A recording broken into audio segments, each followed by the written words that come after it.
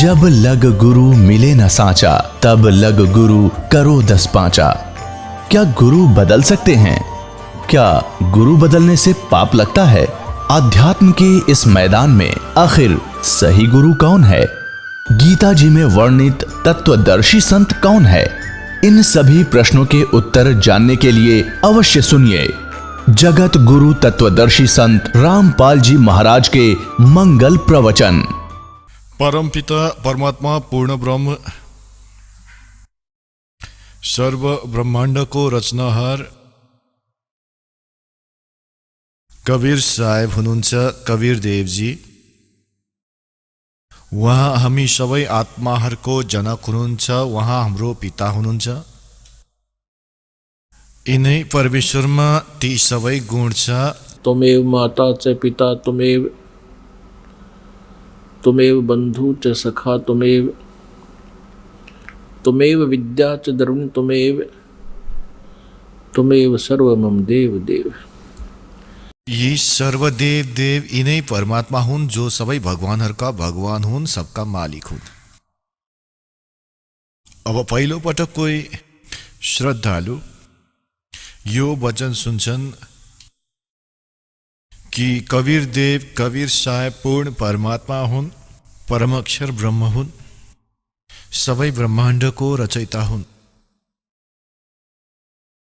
त यो कुरा यो वचन कुनाइन जस्तै हुन्छ, जिब्रोमा राख्न सकिँदैन।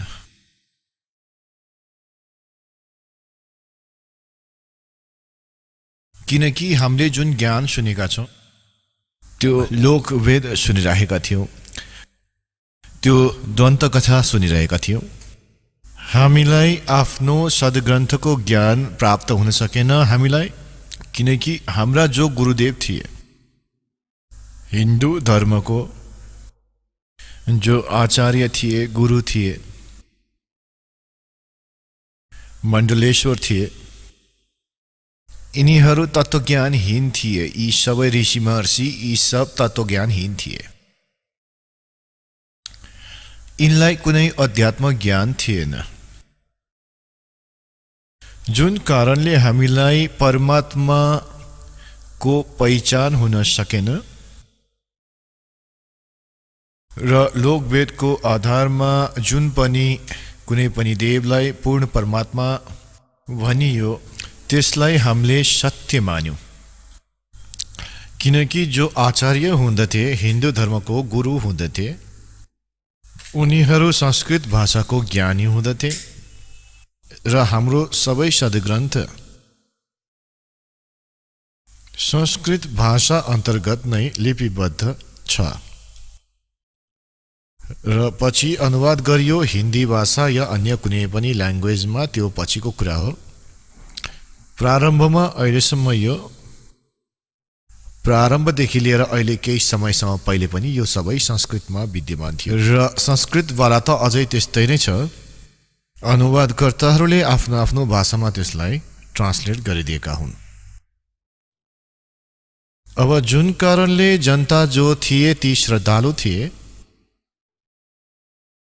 उनीहरू ती गुरुहरूमाथि, आचार्यहरूमाथि, मण्डलेश्वरहरूमाथि विश्वास गरिरहे कि यिनीहरू संस्कृतका ज्ञाता हुन्, संस्कृत एकदम राम्रो धारा प्रवाह बोल्दछन् र सबै सद्ग्रन्थ पनि हाम्रो संस्कृत भाषामा लेखिएको छ। जुन कारणले ती गुरुजीको विषयमा कुनै पनि हामीभित्र कुनै शङ्का उत्पन्न भएन, अविश्वास भएन कि यी गलत भन्दैछन्।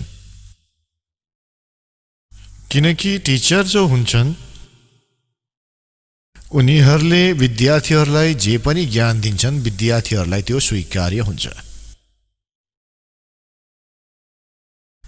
अध्यापकले चाहे जे पनि बोलिरहेका हुन्, बच्चाहरूले त्यसमा कुनै अब्जेक्सन गर्दैनन्, शिरोधार्य गर्दछन्। एक अध्यापकले एक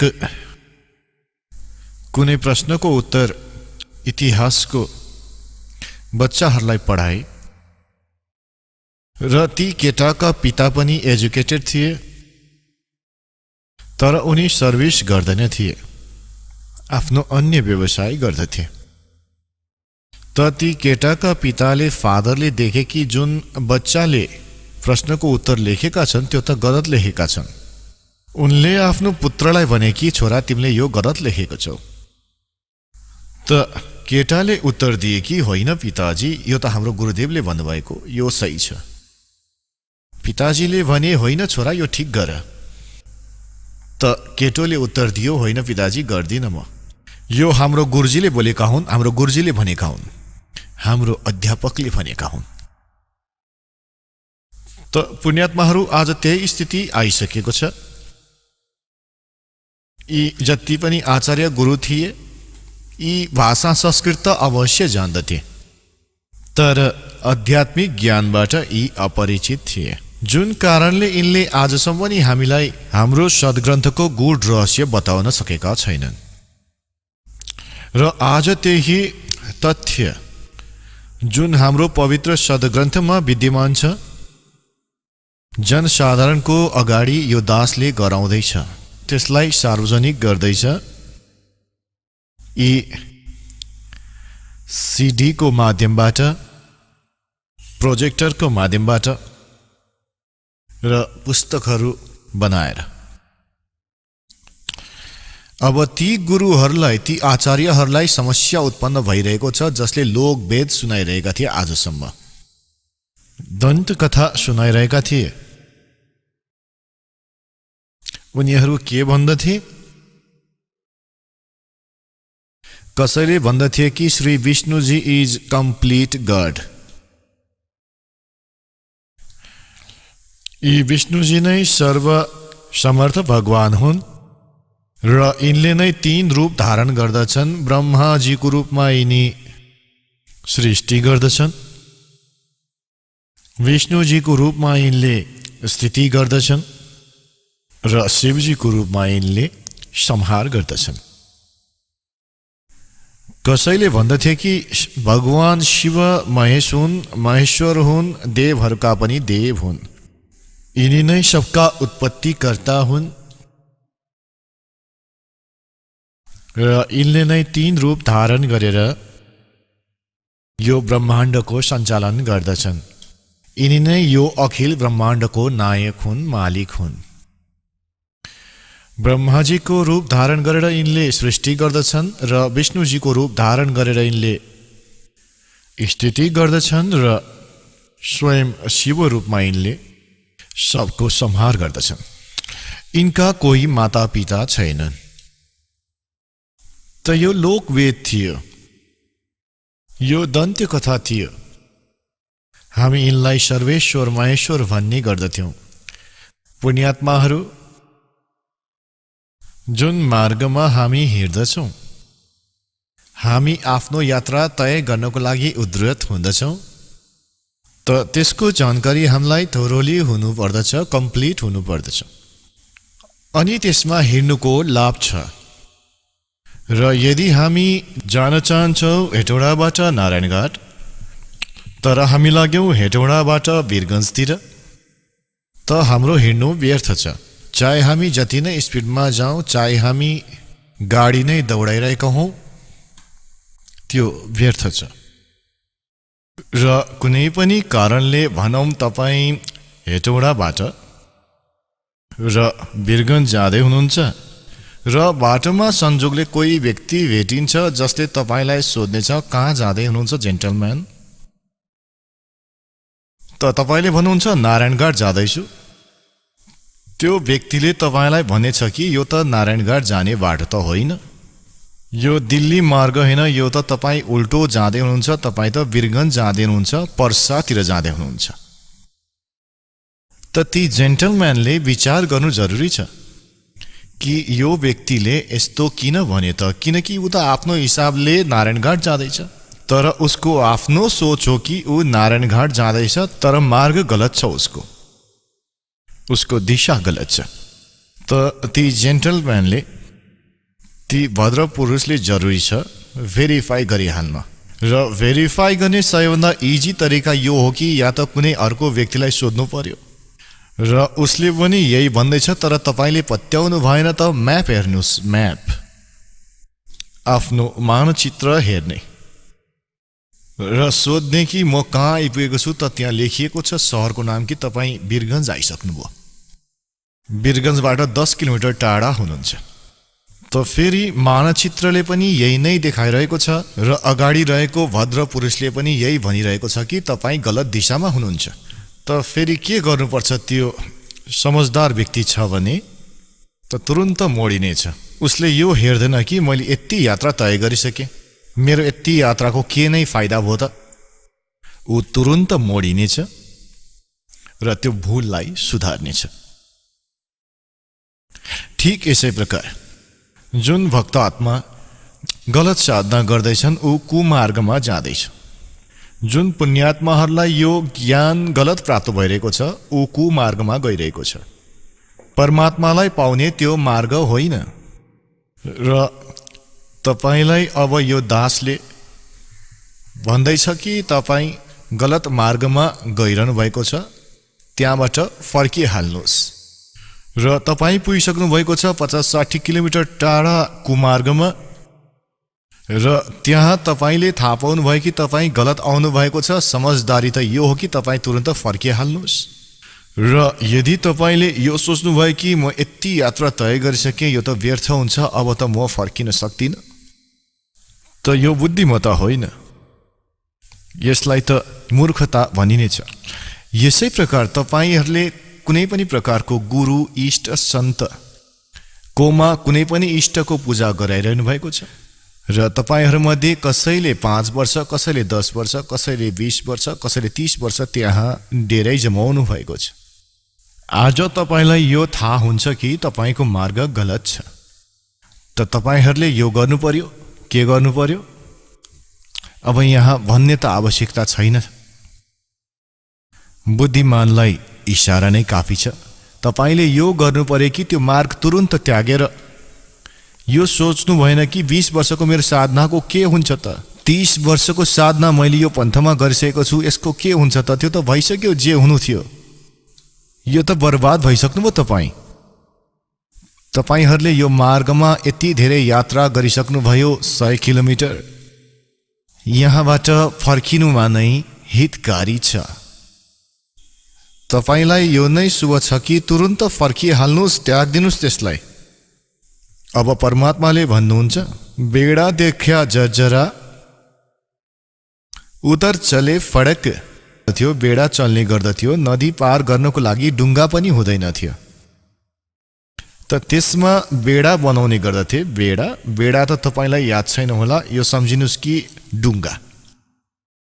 जुन डुङ्गामा तपाईँ बस्नु भएको छ त्यो डुङ्गामा पानी भरिँदैछ, त्यसमा त्यसको तलको जुन भाग छ नि त्यो ड्यामेज भइसकेको छ, र साथमा अर्को एउटा एकदम जुन छ सही नौका सँगै आइपुगेको छ, र तपाईँलाई यो थाहा हुन्छ कि यो त डुब्नुहुन्छ तपाईँ यो डुङ्गामा जसमा बस्नु भएको छ, पानी भरिँदैछ यसको भित्र। त भन्नुहुन्छ, परमात्माले भन्नुहुन्छ, बेडा देखा जर्जरा और उतर चले फड़के, डुबे थे पर उबरे। कबीर परमेश्वर जी हामीलाई बताउन चाहनुहुन्छ कि जो बुद्धिमान छ उसले त यस्तो गर्दछ। डूबे थे पर उबरे, गुरु के ज्ञान चमक और भेरा देखा जर्जरा उतर चले फड़क। भन्नुहुन्छ, हामी त डुबिसकेका थियौँ, 84 लाख योनिमा प्रवेश गर्दै थियौँ।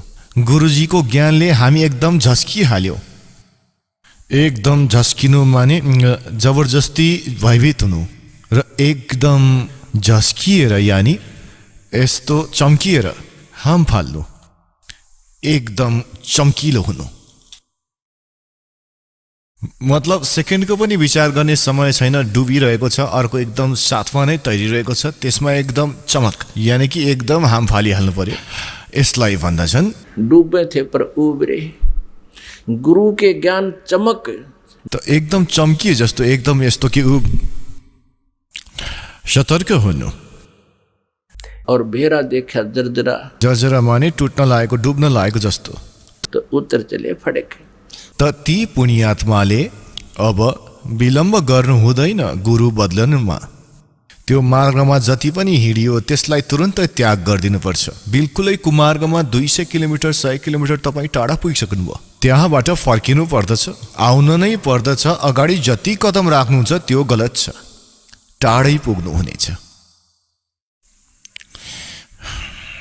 त जस्तो कसैले त श्री ब्रह्माजीलाई रचयिता भन्दछन्, कसैले श्री विष्णुजीलाई सद्गुणजीलाई रचयिता भन्दछन्, कसैले तमगुण श्री शिवजीलाई रचयिता भन्दछन्, कोही श्री ब्रह्माजी रजगुणलाई ब्रह्माण्डको रचयिता भन्दछन्, सबै ब्रह्माण्डको। पुण्यात्माहरू यो लोकवेद हो। र कसैले भन्दछन् कि दुर्गाजी नै सबै सृष्टि रचनाहरू हुन्। जो दुर्गाजीका उपासक छन्, जो देवीजीका उपासक छन्, उसले देवीजीलाई नै सब चिज मान्दछन्। र जो ब्रह्मका उपासक छन्, ब्रह्म, उसले ब्रह्मलाई नै सर्वेसर्वा मान्दछ। त पुण्यात्माहरू, हामीले सबैभन्दा पहिले यो म्याप देख्नु जरुरी छ। आफ्नो सद्ग्रन्थ रूपी म्यापलाई हामीले फेरि हेर्नेछौँ कि यसमा हामीलाई के मार्गदर्शन भएको छ। त तब हामी सन्तुष्ट हुनेछौँ। अहिलेसम्म त हामीले कसैसँग के सुनेका छौँ भगवानको विषयमा, कसैले के ज्ञान दिएका छन्। र हामी विद्यार्थी छौँ, श्रद्धालु छौँ। जो पनि सन्त गुरुजी हामीलाई जस्तो पनि भगवानको विषयमा हामीलाई ज्ञान दिन्छन्, हामी बिना कुनै शङ्काले, कुनै पनि अब्जेक्सन नगरी हामी स्वीकार गरिदिन्छौँ।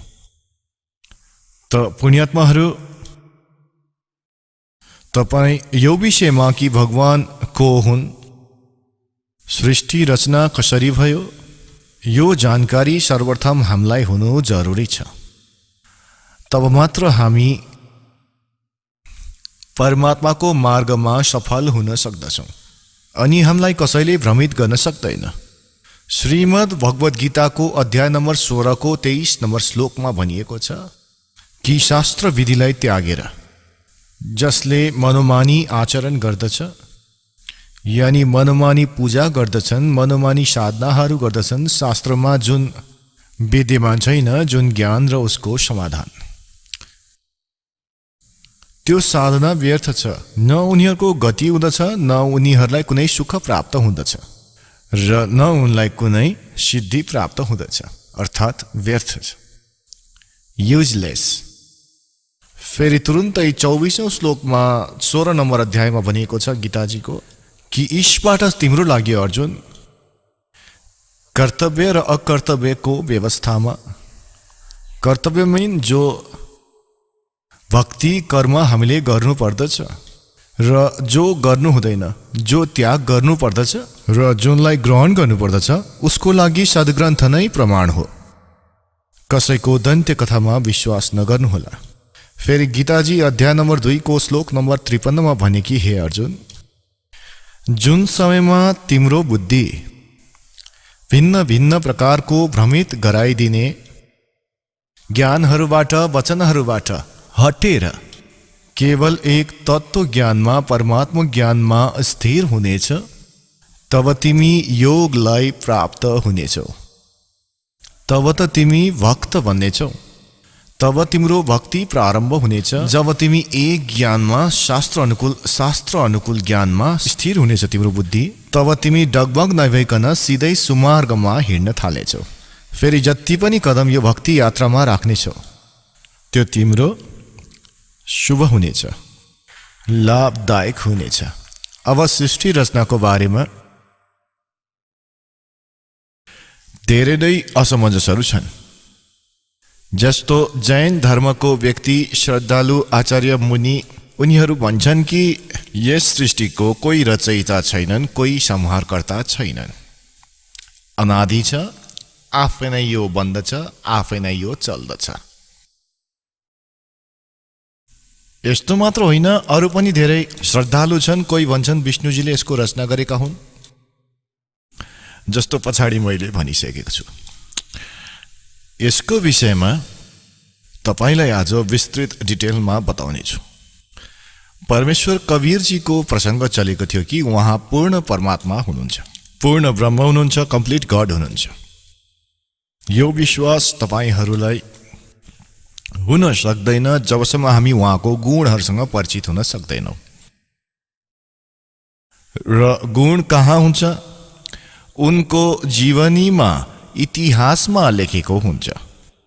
जस्तो विष्णुजी, श्री शिवजी, श्री विष्णुजी, श्री ब्रह्माजी, उहाँहरूको जानकारी पनि उहाँहरूको जीवनीमा, उहाँहरूको इतिहासमा लेखिएको छ, पुराणमा। र परमेश्वर कवीरजीको महिमा सूक्ष्म वेदमा लेखिएको छ, सूक्ष्म वेद।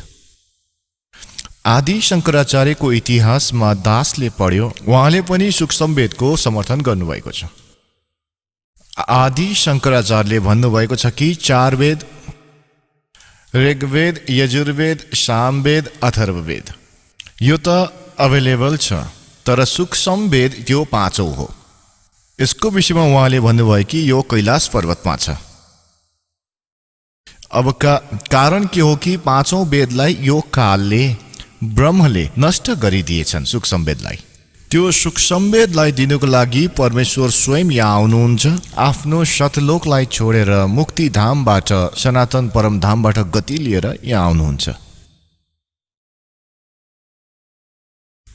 त्यो लुकाइएको ज्ञानलाई जुन काल भगवानले, ब्रह्म भगवानले नष्ट गरिदिएका थिए, यानि लुकाइराखेका छन्, कसैसम्म पुग्न दिएका छैनन्।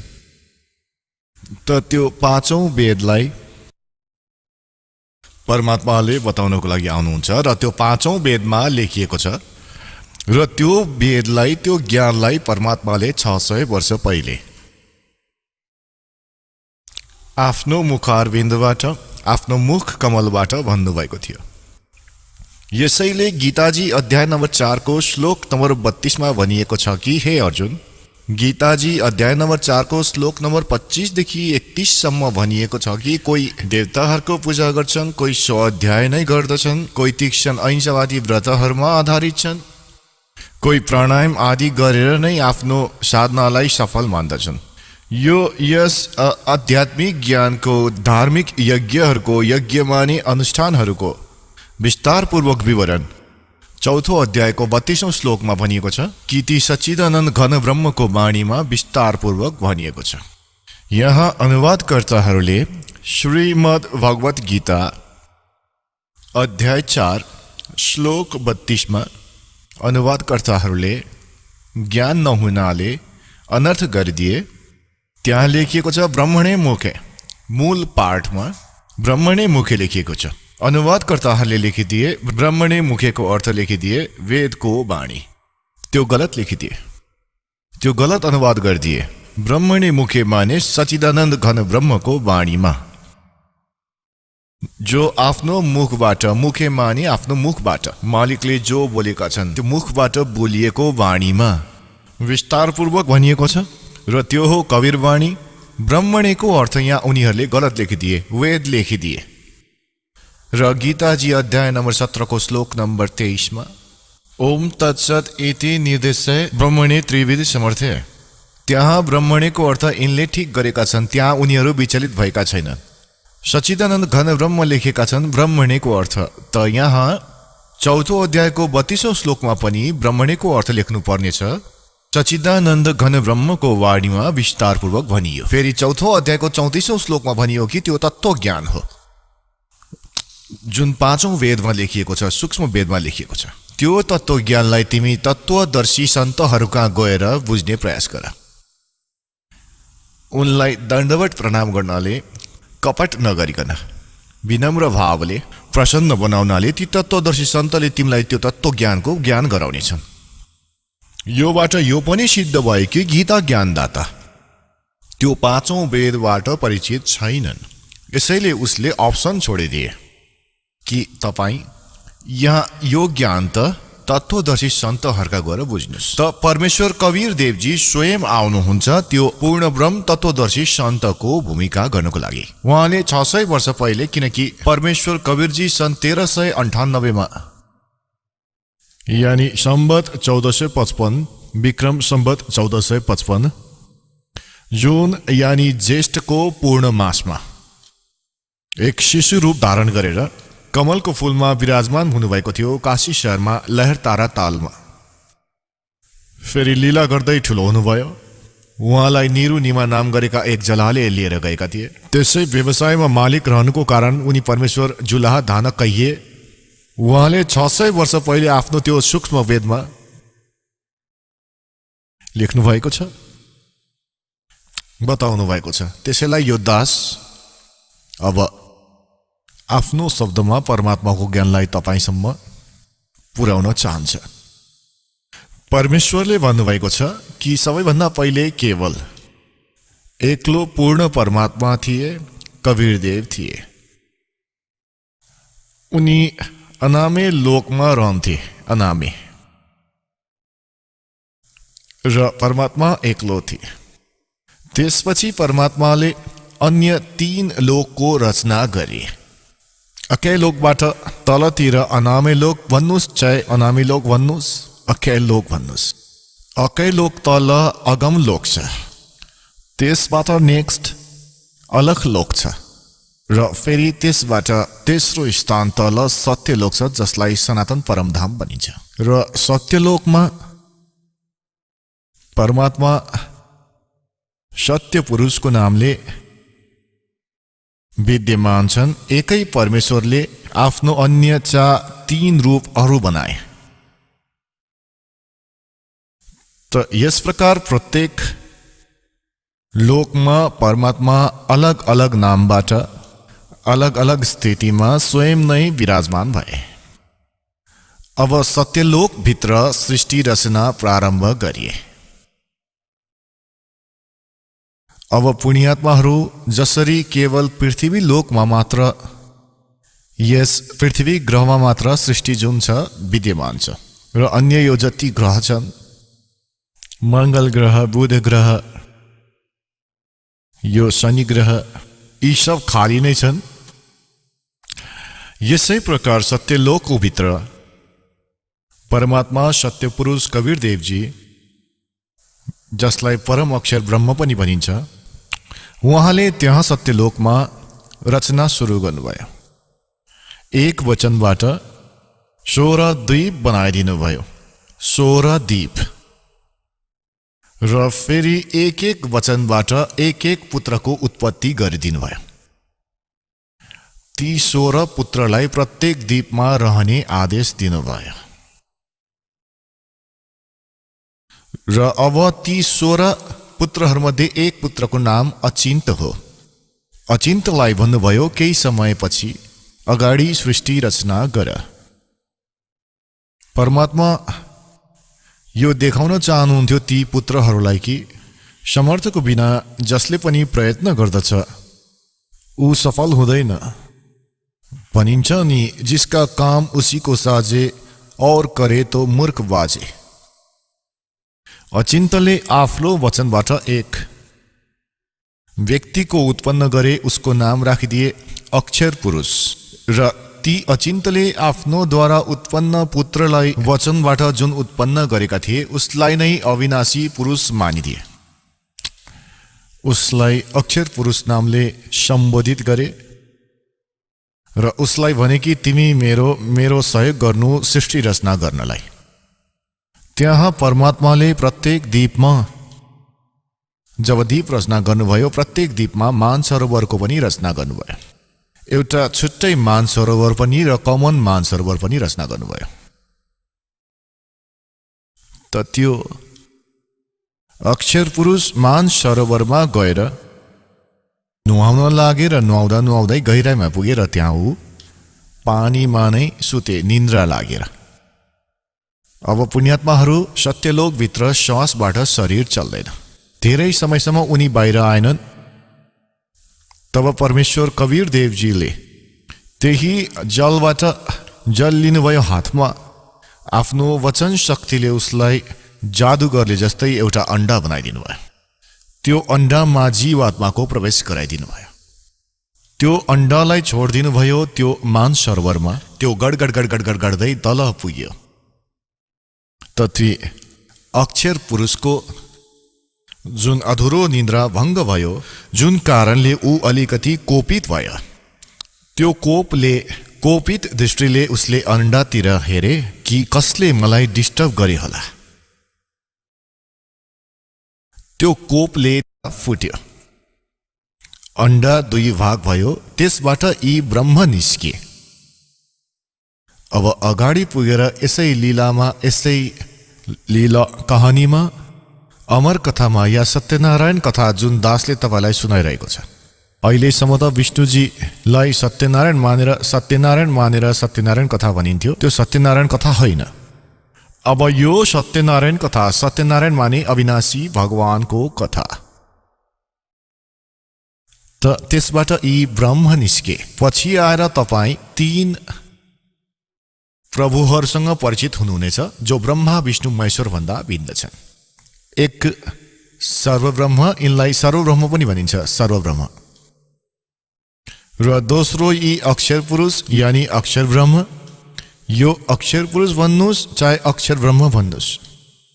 र अन्डाबाट निस्किए यी सर्वब्रह्म नाशवान, किनकि अक्षर पुरुषलाई त अचिन्तले नाम दिए कि तिमी अविनाशी व्यक्ति उत्पन्न गरिदिए अक्षर पुरुष। अब यी स्वामी जति हुँदछन् फेरि त्यही पुरुष माने प्रभु पनि भनिन्छ। त अक्षर पुरुष भन्नुहोस् या अक्षर ब्रह्म भन्नुहोस्, एकैको 2 पर्यायवाची नाम हो। यसै प्रकार सर्वपुरुष भन्नुहोस्, यी ब्रह्म जो अन्डाबाट निस्के यी सर्वपुरुष हुन्।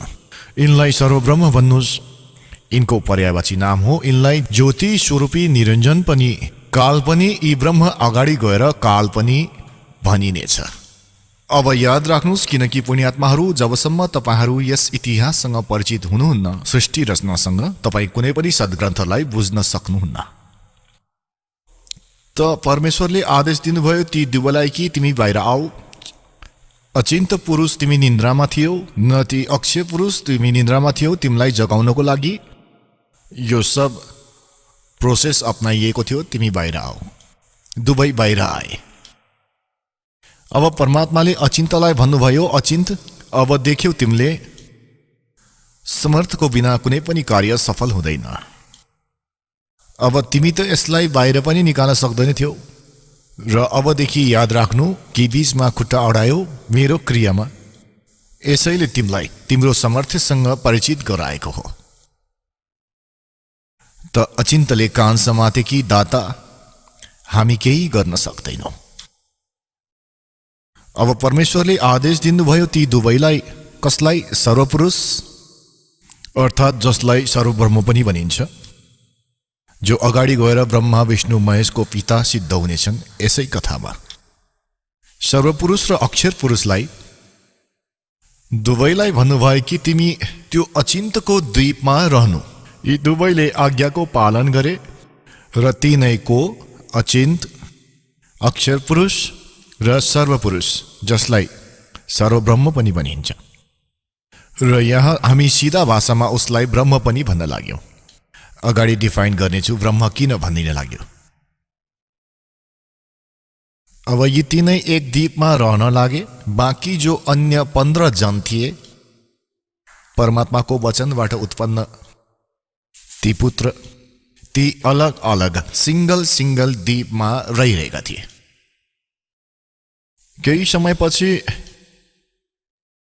परमेश्वरले हामी सबै आत्माहरूलाई, तपाईहरूलाई सम्पूर्ण ब्रह्माण्डमा जति पनि आत्माहरू छन्, आफ्नो शरीरबाट, आफ्नो वचनबाट उत्पन्न गरिदिनुभयो। र त्यहाँ हामी तेजोमय शरीरमा विद्यमान थियौँ। नूरी शरीर छ हाम्रो, यानी तेजोमय शरीर थियो, एक तत्त्वले बनेको छ। त्यसमा नाडी, त्यो शुक्रम अकायम ऐशनाविरम, त्यो जस्तो हाम्रो शुक्रबाट बनेको शरीर हुन्छ नि, जुन माता पिताको संयोगबाट बन्दछ, त्यसमा नाडी आदिको जुगाड जोड हुँदैन, नाडी तन्त्र हुँदैन। यस्तो नै शरीर परमात्माको छ, साकार छ, मनोसदृश्य छ, तेजोमय छ। तर परमात्माको शरीरमा र हाम्रो शरीरको नूरमा, सामर्थ्यमा, शक्तिमा र त्यसको नूरमा, प्रकाशमा अन्तर छ। पूर्ण परमात्मा सत्पुरुष यानी कवीरजीको जुन सतलोकमा शरीर छ त्यसको एक रोमकूपमा करोड सूर्य करोड चन्द्रमा भन्दा पनि अधिक रोशनी छ। र हाम्रो त्यहाँ शरीर कस्तो थियो, जो शेष त्यहाँ रहेका छन् उनीहरूको कस्तो शरीर छ, र हामीलाई जब परमात्माले आफ्नो वचनबाट उत्पन्न गरेका थिए तब हाम्रो कस्तो शरीर थियो, मनोसदृश थियो। र हाम्रो शरीर 16 सूर्य जति प्रकाश युक्त थियो। हाम्रो पुरै बडीको शरीर 16 सूर्य जति तेज थियो यहाँको जुन सूर्य छ, तर गर्मी हुँदैन थियो। हामी सबै त्यहाँ रहन लाग्यौं। त्यहाँ कुनै दिक्कत थिएन, कुनै प्रकारको कुनै अभाव थिएन। त्यहाँ जरा र मरण थिएन। त्यहाँ जन्म मृत्यु हुँदैन थियो र बुढ्यौली पनि आउँदैन थियो त्यहाँ। अब पुण्यात्माहरू यहाँ विचार गर्नु कि हामी यहाँ कति दुखी छौं, तर पनि हामी यो सोच्दछौं हाम्रो मृत्यु नहोस्। र जबकि हामीलाई थाहा छ कि मृत्यु त डेफिनेटली हुनेछ, यहाँको विधान हो, तर फेरि पनि हाम्रो मर्ने त इच्छै छैन। कारण के हो कि हामी यस्तो लोकमा बस्दथ्यौं जहाँ मृत्यु हुँदैन थियो, जुन कारणले हामीलाई यो मर्नु राम्रो लाग्दैन। र बिल्कुल ठीक छ, किन जन्म भएको थियो, फेरि किन मार्ने? 30, 40, 50, 60, 70, 80 वर्ष त हामी यो घर सर बनाउनमा लाग्छौं, फेरि यहाँ बस्न पाएको छैन, 1 मिनेटमा समाप्त गरिदिन्छन् यहाँको भगवानले। त त्यहाँ जरा र मरण थिएन। जरा माने बुढ्यौली। अब कोही पनि बुढा हुन त चाहँदैन, सबैले सोच्छन् म त युवा नै देखिउँ। र यी ठूला ठूला नेता त सर्जरी गराएर मेकअप गर्न चाहन्छन्, तर कहिलेसम्म गर्छौ त? 10 वर्षपछि त फेरि फ्युज हुन्छ। त भन्नुको भाव यो हो कि हाम्रो नेचर यस्तो छ कि हामी युवा देखिउँ, तर यहाँ त बनावटी आर्टिफिसियल छ सबै, र त्यहाँ ओरिजिनल थियो। त हामी त्यहाँ यसरी बस्दथ्यौं। केही दिनपछि, यानी दिन त हुँदैन त्यहाँ, हामी दिन यस्तिकै भनिदिन्छौं। त्यहाँ दिनरात त हुँदैन। तेजोमय प्रकाशमा त्यो लोक छ, प्रकाशमा सब आत्माहरू छन्, प्रकाशमा परमात्मा छन्। त्यहाँ सूर्य उदय र अस्त हुँदैन। त त्यहाँ केही समयको उपरान्त यी ज्योति निरञ्जन, जसलाई सर्वपुरुष भनिन्छ, जसलाई सर्वब्रह्म भनिन्छ, जो गीताजीमा भन्दछन् कि म काल हुँ, ती ब्रह्म हुन्, जो श्रीकृष्णजीको शरीरमा प्रवेश गरेर बोलिरहेका छन्। अगाडि इतिहास भन्नेछु, पुरा डिटेल भन्दछु। यसलाई धैर्यपूर्वक सुन्नुहोला यो कथालाई, किनकि पहिलो पटक जसले सुन्छ उसलाई यो उटपटाङ जस्तो लाग्दछ। तर केही समयपछि प्रमाण जुन हेर्नुहुनेछ तपाईले स्वीकार गर्नै पर्नेछ र हुनेछ स्वीकार्य। केही समयपछि यस सर्वपुरुषमा एक बदमाशी उत्पन्न भयो, खुराफात उत्पन्न भयो। यिनले सोचे कि हामी 3 जना त एक द्वीपमा र हाम्रा अन्य भाइहरू एक द्वीपमा बसिरहेका छन्। त त्यहाँ यो विधान पत्ता लाग्यो कि तपबाट राज्य प्राप्त हुँदछ। उनले उभिएर एक खुट्टामा तप गर्न थाले र 70 युग, यहाँको 70 युग सम्म तप गरे।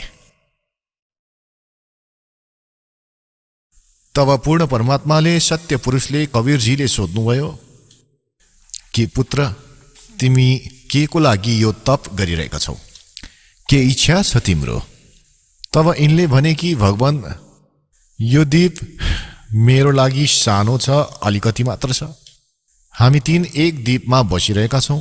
अन्य भाइ मेरो अलग अलग द्वीपमा एक गरेर बसेका छन्। मलाई अलग स्थान चाहियो। परमात्माले भन्नुभयो, ठिकै छ, तिमीलाई 21 ब्रह्माण्ड दिन्छु। जसरी एक धनी पिताले आफ्नो पुत्रलाई 21 प्लट दिए जस्तै, ल छोरा, तिम्रो भागमा यो 21 प्लट आयो। अब त्यो प्लटहरूलाई पाएर 21 ब्रह्माण्डलाई पाएर यो सर्वब्रह्म, हामी सन्त ल्याङ्ग्वेजमा यिनलाई क्षर ब्रह्म भन्दछौँ। क्षर ब्रह्म, क्षर अक्षर, अक्षर त अक्षर, ब्रह्म त यी परब्रह्म हुन् जो अचिन्तको वचनबाट उत्पन्न भए, र क्षर ब्रह्म हुन् यी परमात्माको वचनबाट, अण्डाबाट उत्पन्न भएका। यी सर्वब्रह्म जो छन् 21 ब्रह्माण्डमा, कहिले यसमा जाने कहिले त्यसमा जाने घुमघाम गरेर हेरिरहेका हुन्छन् यसलाई। फेरि मनमा सोचे, यिनले सोचे कि यहाँ केही कन्स्ट्रक्सन हुनु पर्यो। यो उद्देश्यले यिनले फेरि 70 युगसँग तप फेरि गरे। त परमेश्वरले भन्नुभयो कि अब के चाहियो? प्लट त तिमीलाई दिइसके, 21 ब्रह्माण्ड त दिइसके। त यिनले भने प्रभु केही कन्स्ट्रक्सनको यानि रचना सामग्री दिनुस् मलाई, ताकि म त्यहाँ केही रचना गरौँ। यानि अब जसरी प्लट त दिइयो, उसँग त फेरि पनि केही त छैन, पिताजीसँगै माग्ने हो कि केही पैसा दिनुस् या इटा सिमेन्ट मटेरियल अभाइलेबल गराइदिनुस्। त परमेश्वर कवीरजीले यी छर पुरुषलाई, छर ब्रह्मलाई 5 तत्व र 3 गुण दिनुभयो। ल छोरा, बनाओ खेलौना र खेल योसँग। यो पाएर एकदम प्रसन्न भए। फेरि यिनले सोचे कि म यसमा कन्स्ट्रक्सन त गरि नै हाल्छु। त फेरि एक्लै कसरी मन लाग्नेछ मेरो? यिनले सोचे कि केही आत्माहरू पनि प्राप्त गर्नु पर्यो म भगवानबाट। यी छर ब्रह्मले, यी काल भगवानले फेरि तप फेरि प्रारम्भ गरे, एक खुट्टामा उभिएर। त त्यहाँबाट हामी यिनको जालमा कसरी फस्यौं त? यो एक विशेष विचारणीय भन्छन् यी विषय हो पुण्यात्माहरू, एक विशेष विचारणीय विषय हो।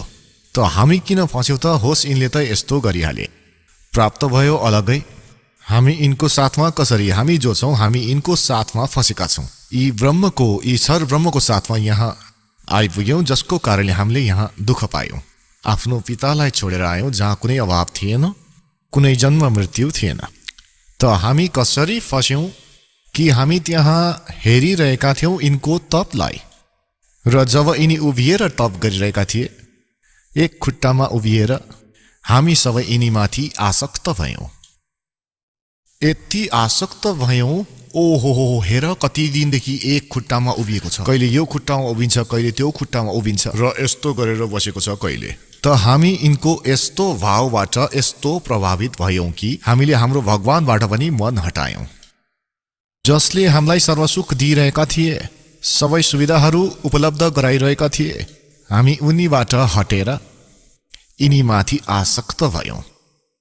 त पुण्यात्माहरू, यही बिमारी, यही स्वभाव तपाईँ र हामी सबैलाई त्यहाँबाट लागेको थियो। जसरी यहाँको हिरो र हिरोइन, अभिनेता अभिनेत्री आफ्नो पेटको लागि, रोजीरोटीको लागि एक्टिङ गर्दछन्, अदाहरू देखाउँछन्, उछलकुद गर्दछन् र यी युवावर्ग बच्चाहरू उनीहरूलाई देखेर यति आसक्त हुँदछन्, भो नसोध्नुस्। र यदि कोही हिरो या हिरोइन यानी कोही अभिनेता या अभिनेत्री यो तपाईको ठाउँमा आइपुगे भने या सहरमा आए भने, फेरि हेर्नुहोस् यी बच्चाहरूको, यी कलेजवालाहरूको, जवान बच्चाहरूको त्यहाँ कस्तो भिड जम्मा भएर आउँदछ। र कमसे कम 200, 300, 400 फुटदेखि नै टाढा उभि हेर्दछन् कि हेर त्यो उभिएको, त्यो हो फलानो नेता अभिनेता, ऊ उभिएको त्यो हो फलानो अभिनेत्री। त तिनले त आफ्नो पेटको लागि गरिरहेका छन् सबै काम, र यी बच्चाहरू त्यहाँ बेमतलब लेना एक न देने दो, क्या देगा उनको वो, र धक्का खाएर साँझ भोक्कै उनीहरू फर्केर आउँदछन्। ठीक यसै प्रकार हामी यी कालमाथि आसक्त भयौँ र भगवानबाट हाम्रो हृदय हट्यो। परमेश्वर कवीरदेवजीले धेरै पटक आकाशवाणी गर्नुभयो कि कोही पनि यस ज्योति निरञ्जनको यस ड्रामालाई नहेर, यसमा प्रभावित नहुनु, तपाईँ आफ्नो मालिकमाथि ध्यान राख्नुहोस्। तर हामी माथिबाट त सावधान भयौँ, जस्तो कि हामी यसलाई एकदमै चाहँदैनौँ, तर भित्रबाट आसक्ति गएन। उनी त अन्तर्यामी थिए प्रभु। त त्यो समयमा परमात्माले बारम्बार भन्दा पनि हामीले यो कालबाट आफ्नो मन हटाउन सकेनौँ, आफ्नो आत्मालाई हटाउन सकेनौँ र भित्रबाट यसमा चाहना रहिरह्यो। अब यिनले तेस्रो पटक जब तप सुरु गरे, यिनले परमेश्वरबाट चाहे कि म केही आत्मा प्राप्त गरौँ। जब परमेश्वरले यिनलाई सोधे, जब यिनले 64 युग तप गरे, तेस्रो पटक तब सोधे कि के चाहन्छौ ज्योति निरञ्जन? जे तपाईँले चाहनु भएको थियो त्यो मैले तपाईँलाई दिइसकेँ। अब तिमी किन हट गरिरहेको? तब यिनले भने, यानी ज्योति निरञ्जनले, छर पुरुषले भने कि प्रभु मलाई केही आत्मा दिनुहोस्, म एक्लै त्यहाँ बस्न सक्दिनँ, 21 ब्रह्माण्डमा एक्लै कसरी बस्न सकुला? तब परमेश्वरले भन्नुभयो कि हेर, तिम्रो तपको बदलामा 64 युग जुन तप गरेको छौ, यसको बदलामा अर्को राज्य पनि दिन सक्छु, अरू वस्तु माग म त्यो दिन सक्छु, तर यो आत्मा दिन सक्दिनँ, किनकि यो मेरो आत्मा हो। अब यो मेरो वचनबाट उत्पन्न भएको हो, मेरो अंश हो। आफ्नो अंशलाई म कसरी दिन सक्छु? तर परमात्माले एउटा अप्सन राखिदिए कि यसमा एक अप्सन छ कि यदि ऊ स्वयं स्वेच्छाले जान चाहन्छ कोही तिम्रो साथ त जान सक्दछ, तर म आफ्नो तर्फबाट त उनीहरूलाई कुवामा फ्याँक्न त सक्दिनँ। तब ज्योति निरञ्जन हाम्रो ठाउँमा आए। यी छर पुरुष हामी कहाँ आए? जति आत्माहरू आज यिनको ब्रह्माण्डमा हामी कैद भएर रहेका छौँ, यहाँ कष्ट उठाइरहेका छौँ, यी सबै आत्माहरू यिनको चारैतिर भेला भएर उभिए, जसरी हिरो आउँदछ, अभिनेता आउँदछ। यिनले भने हामीलाई कि मैले पिताजीसँग 70 युग तप गरेर धेरै ठुलो ब्रह्माण्ड प्राप्त गरेको छु, त्यहाँ स्वर्ग बनाउँछु, महास्वर्ग बनाउँछु, हिरा पन्ना लालहरूको म पहाड बनाउने छु, त्यहाँ म दूधको नदी बगाउने छु, र तिमी आउँछौ त मसँग? त हामी त पहिलेदेखि नै उसलाई चाहिरहेका थियौँ, चाहे उसले जे नबनाएको होस्, उसलाई चाहेका थियौँ, उसमाथि आसक्त भएका थियौँ। त सबैले भने कि हामी त तयार छौँ तपाईँसँग जानको लागि, तर यदि पिताजीले आज्ञा दिनुहुन्छ भने हामी जान सक्छौँ। त यहाँ यी छर पुरुषले परमेश्वर कवीरजीसँग, पूर्ण ब्रह्मसँग, परम अक्षर ब्रह्मसँग प्रार्थना गरे। फेरि फर्केर आएर प्रभु कहाँ गएर हात जोडेर फेरि भन्न थाले कि परमेश्वर, केही आत्माहरू मसँग जानको लागि सहमत छन्। परमात्माले भन्नुभयो, परमेश्वर कवीर देवजीले भन्नुभयो कि मेरो अगाडि सहमत गराइदेऊ, तब म मान्छु, त पठाइदिन्छु। त परमेश्वर आउनुभयो। कवीरदेवजी हामी कहाँ सँगसँगै ज्योति निरञ्जन पनि थिए। परमेश्वर कवीरदेवजीले परम अक्षर ब्रह्मले सोध्नुभयो कि आत्माहरू जो ज्योति निरञ्जनसँग यानी छर पुरुषसँग जान चाहँदछन्, उसले हात उठाएर स्वीकृति दियोस्। अब आफ्नो पिताको अगाडि हिम्मत त आएन कि कुनै पनि आत्माको कसरी ढिठपना गर्ने। सबै टाउको निहुराएर बसे। तब परमेश्वरले भन्नुभयो कि अरे ज्योति निरञ्जन, हे छर पुरुष, तपाईँ त भन्दै हुनुहुन्थ्यो केही आत्माहरू तयार छन्, यहाँ त कोही बोलिरहेका छैनन्, सुनसान छ त। तब एक आत्मा सबैभन्दा पहिले उभिए। उनले सोचे कहीं म यहीँ न छुटी जाउँ। उनी उभिएर भन्न थाले कि पिताजी, उनले हात उठाए कि पिताजी म जान चाहन्छु। फेरि त अरू सबैले पनि सोचे कि कतै म पनि त नछुटी जाउँ, यहीँ हामी पनि जान्छौँ। सबले हात यसरी उठाएर भन्न थाले। जति पनि यहाँ खरबौँ अनगिनत यहाँ आइसकेका छन्, काउन्टिङ नै गर्न सक्दैनौँ, यति जीव आइसके यहाँ त्यहाँबाट। परमात्मा कहाँ त सबै एकाउन्टिङ छ, सबै डिटेल छँदैछ, तर हामी गर्न सक्दैनौँ जीव सङ्ख्या गन्नलाई। जति पनि 21 ब्रह्माण्डमा प्राणी छन्, यी सब सत्य लोकबाट आएका हुन्, चाहे कमिला होस्, चाहे हात्ती होस्, रङ्क होस् या राजा। कुनै पनि पशुपक्षीको योनि उसले जीव जन्तुको भोगिरहेको छ। तब परमेश्वरले भन्नुभयो, ठिक छ ज्योति निरञ्जन, जसले तिमीसँग आउनको लागि मनबाट चाह गरेका छन्, सो इच्छाले तिमीसँग जान चाहन्छन्, उनीहरूको सबको नम्बर नोट मैले गरिसकेको छु, त्यो मेरो साथमा छ। तपाईँ जानुहोस् आफ्नो ब्रह्माण्ड, कि यो ब्रह्माण्ड त्यही थियो सत्यलोकमा, त्यहाँको लास्ट कर्नरमा, बिल्कुल एकान्त स्थानमा, सत्यलोकमा। त हामी बसिरहेका थियौँ त्यो मेन सत्यलोकमा, जस्तो एक त बाहिरी भिलेज होस् काठमाडौँ क्षेत्रको, काठमाडौँ राजधानीको, एक शहरहरूको स्थान बीचमा मध्य स्थान जुन हुन्छ, हामी त्यहाँ बसिरहेका थियौँ। र यस कालको थियो बाहिरी काठमाडौँ, सोच्नुहोस् त्यहाँ 21 ब्रह्माण्ड थियो।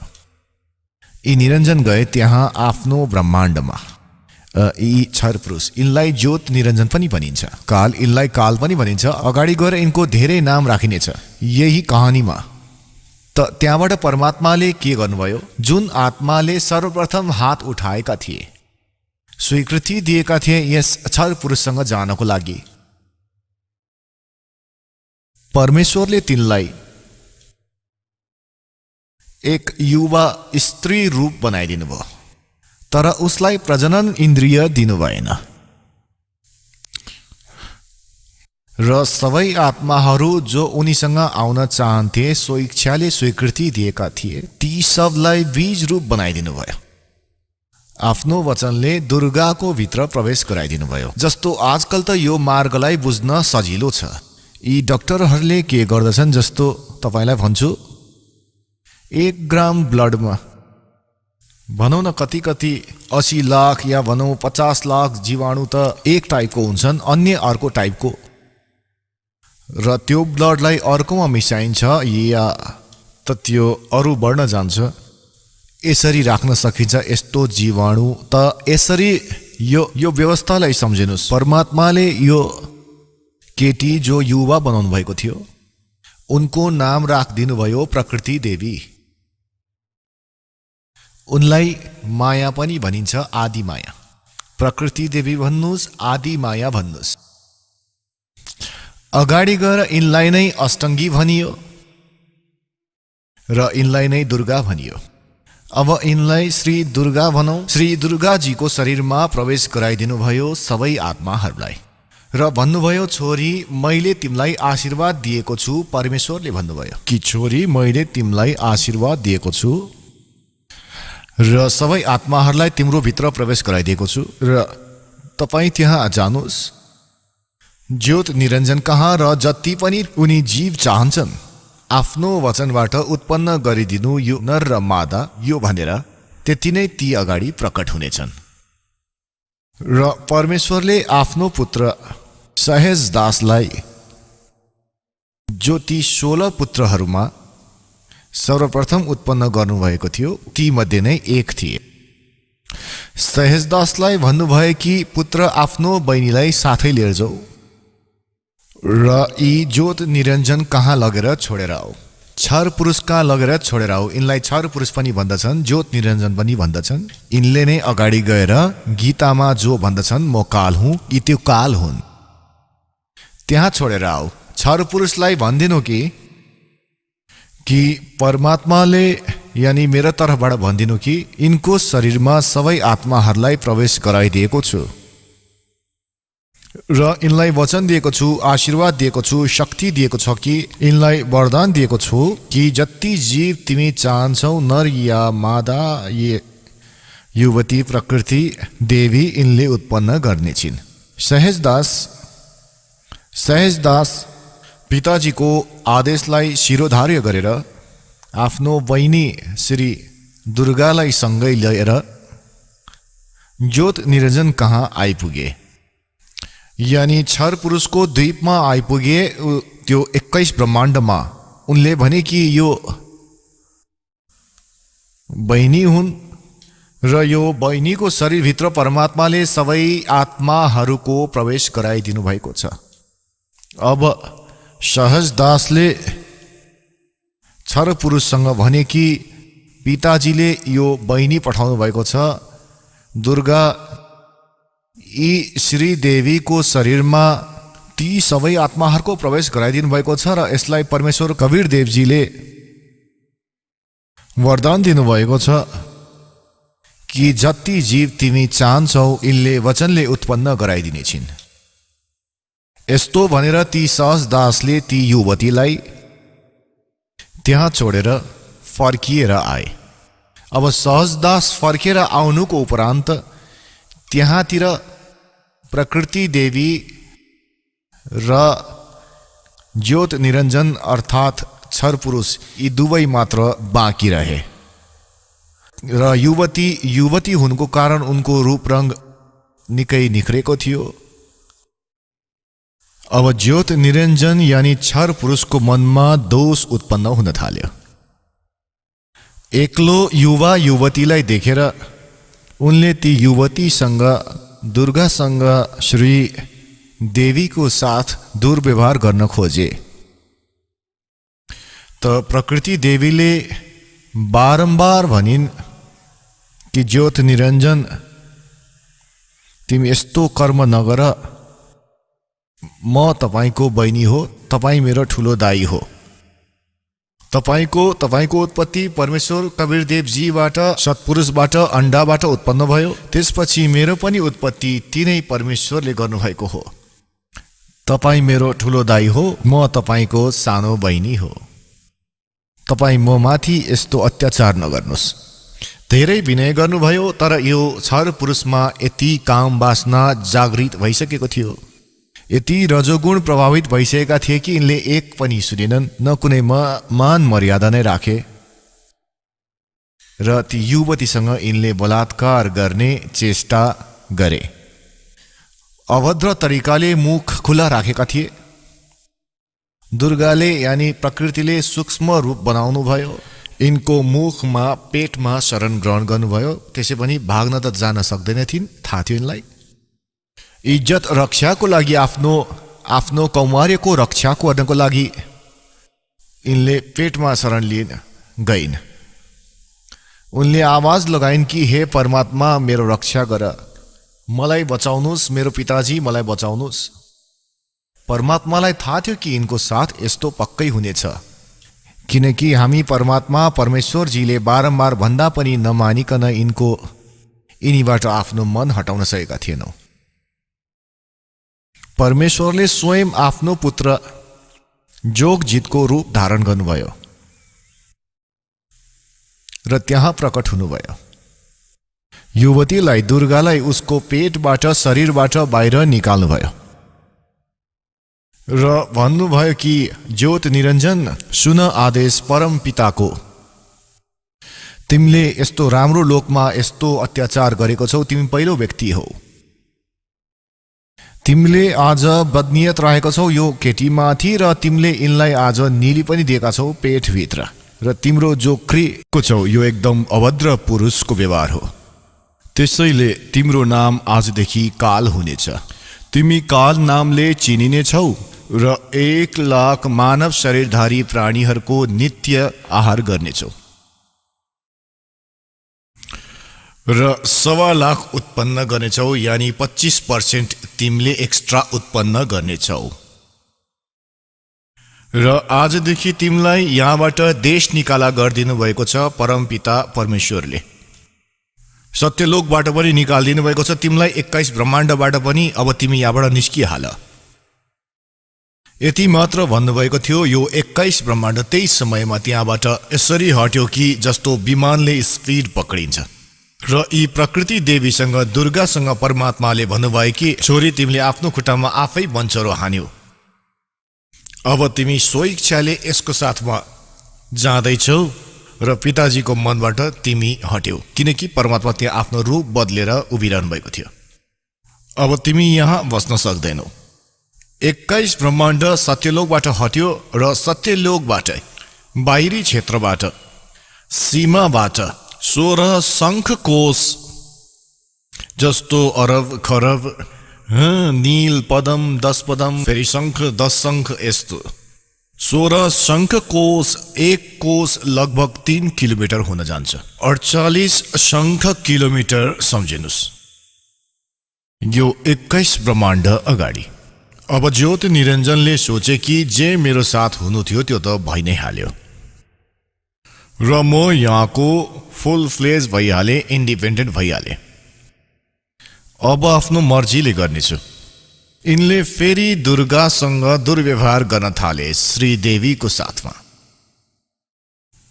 श्रीदेवीले यानी दुर्गाले फेरि भनिन् कि ज्योत निरञ्जन यानी छर पुरुष, तिमी आँखा खोल, हेर परमात्माले मलाई शक्ति दिनुभएको छ, वर्ड पावर दिनुभएको छ, सबल शक्ति दिनुभएको छ। म वचनले जति जीव तिमी चाहन्छौ उत्पन्न गरिदिन्छु तिम्रो यो संसारमा।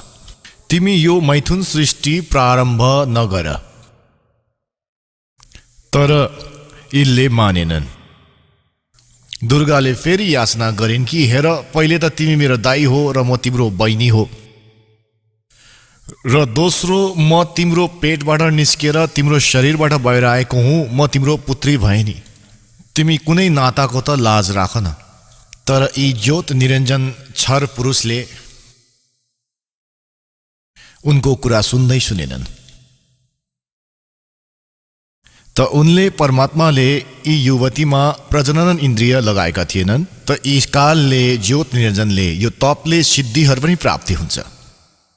आफ्नो सिद्धि शक्तिले प्रजनन इन्द्रिय बनाए, दुर्गासँग जबरजस्ती विवाह गरे र फेरि 3 पुत्रहरूको उत्पत्ति भयो। रजगुणयुक्त ब्रह्माजी, सद्गुणयुक्त विष्णुजी, तमोगुणयुक्त शिवजी। यी तीनैजनालाई एक एक गुण युक्त गरिदिए।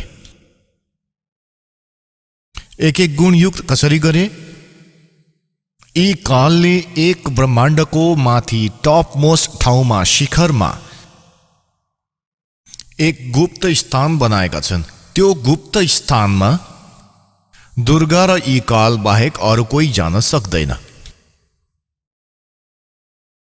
त त्यहाँ यिनले 3 स्थान बनाएका छन्।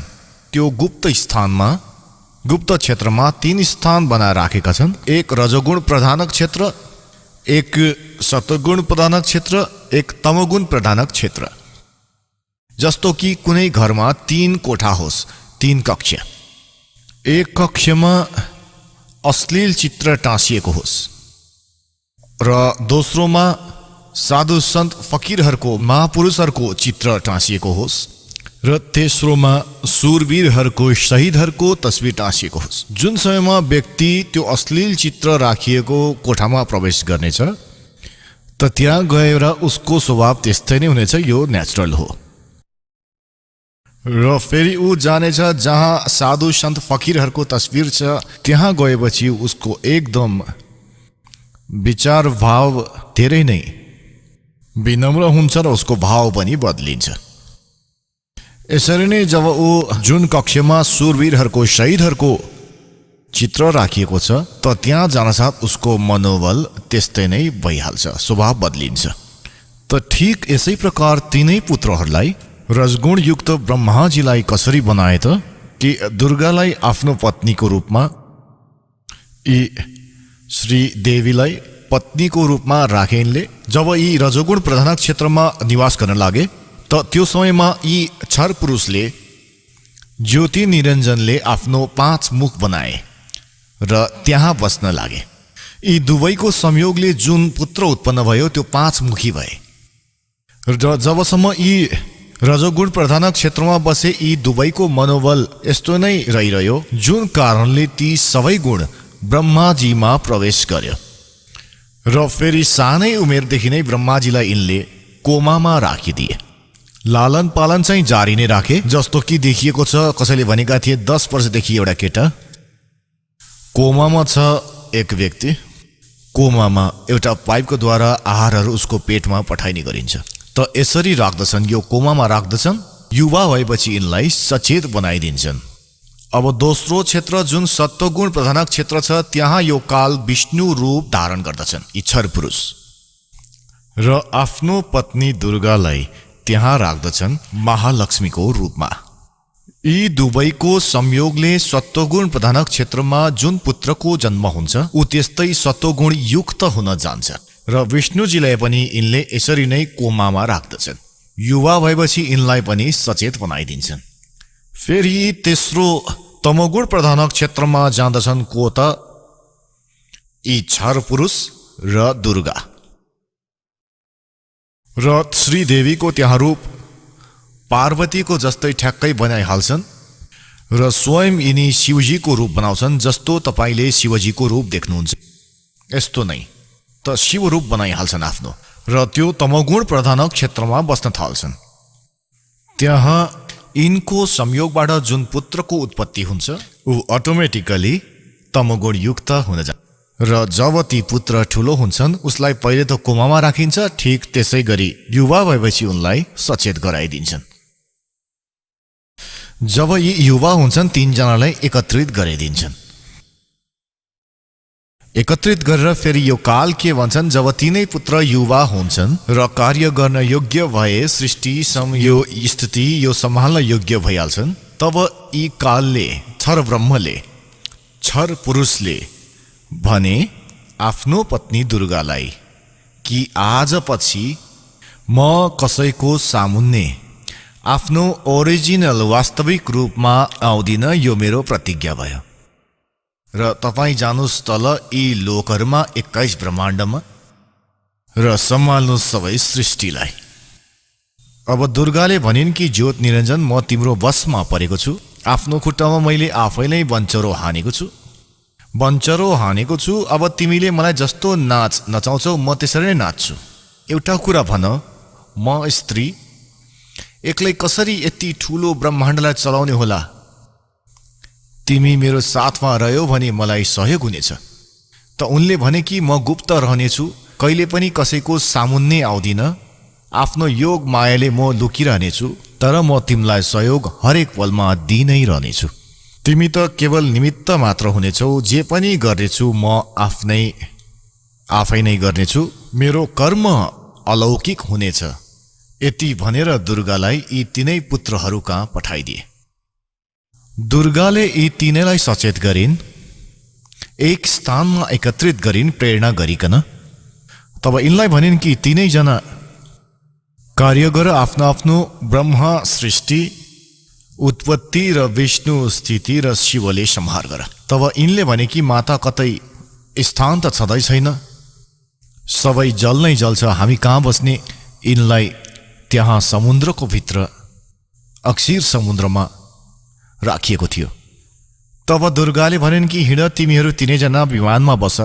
यिनलाई धेरै कुरा देखाइन्, माथिको लोक लाग देखाइन् सबै। फेरि यी तीनजनालाई 3 राजधानी बनाएर राखिएको थियो, एक शिवपुरी, एक विष्णुपुरी र एक ब्रह्मपुरी। शिवलोक भन्नुहोस् चाहे शिवपुरी भन्नुहोस्, ब्रह्मलोक भन्नुहोस् चाहे ब्रह्मपुरी भन्नुहोस्, र विष्णुपुरी भन्नुहोस् चाहे विष्णुलोक। यिनलाई तीनैलाई एक एक लोकमा पठाइदिन्, आफ्नो आफ्नो स्थान दिइदिन्। फेरि यिनलाई भनिन् कि तीनैलाई भनिन् कि जाऊ तिमीहरू सागर मन्थन गर। आदेश दुर्गालाई दिन्छन् यी ब्रह्म, क्षर पुरुष, क्षर ब्रह्म, र दुर्गाले यी बच्चाहरूलाई भन्छन् कि जाऊ तिमीहरू सागर मन्थन गर। अगाडि कालले सबै व्यवस्था गरेका थिए। प्रथम पटक जब सागर मन्थन भयो, यी कालले के गरे कि आफ्नो सासले 4 वेद लुकाइदिए त्यो समुद्रभित्र। सागर मन्थन गरेपछि त्यो 4 वेद बाहिर आयो लिपिबद्ध भएर। जस्तो दूधको प्रारूप कस्तो हुन्छ, त्यसमा कागती लगाइदिएमा त्यो दही बन्दछ र दहीलाई मथेमा बन्छ मक्खन। यस्तो कि अर्को नै प्रारूप बन्दछ, फेरि लस्सीमा मिल्न सक्दैन। त यस प्रकार त्यो 4 वेद आफसे आप एकदम सुन्दर कमलको फूलमा राखिएको रूपमा आयो। ब्रह्माले 4 वेद उठाए। अब उनले वेद लिएर आए र दुर्गाले कालले भने जस्तै आकाशवाणीमा भने ब्रह्मालाई कि यो वेदलाई पढ, र म त्यसलाई भित्रबाट प्रेरणा गरी गरी भनेछु त्यसको अर्थहरू। त ब्रह्माले त्योभन्दा अगाडि ब्रह्मा, विष्णु र शिव वेद पढ्नुभन्दा अगाडि तिनैले दुर्गालाई सोध्ने गर्दथे कि माता हाम्रो पिता को हुन्।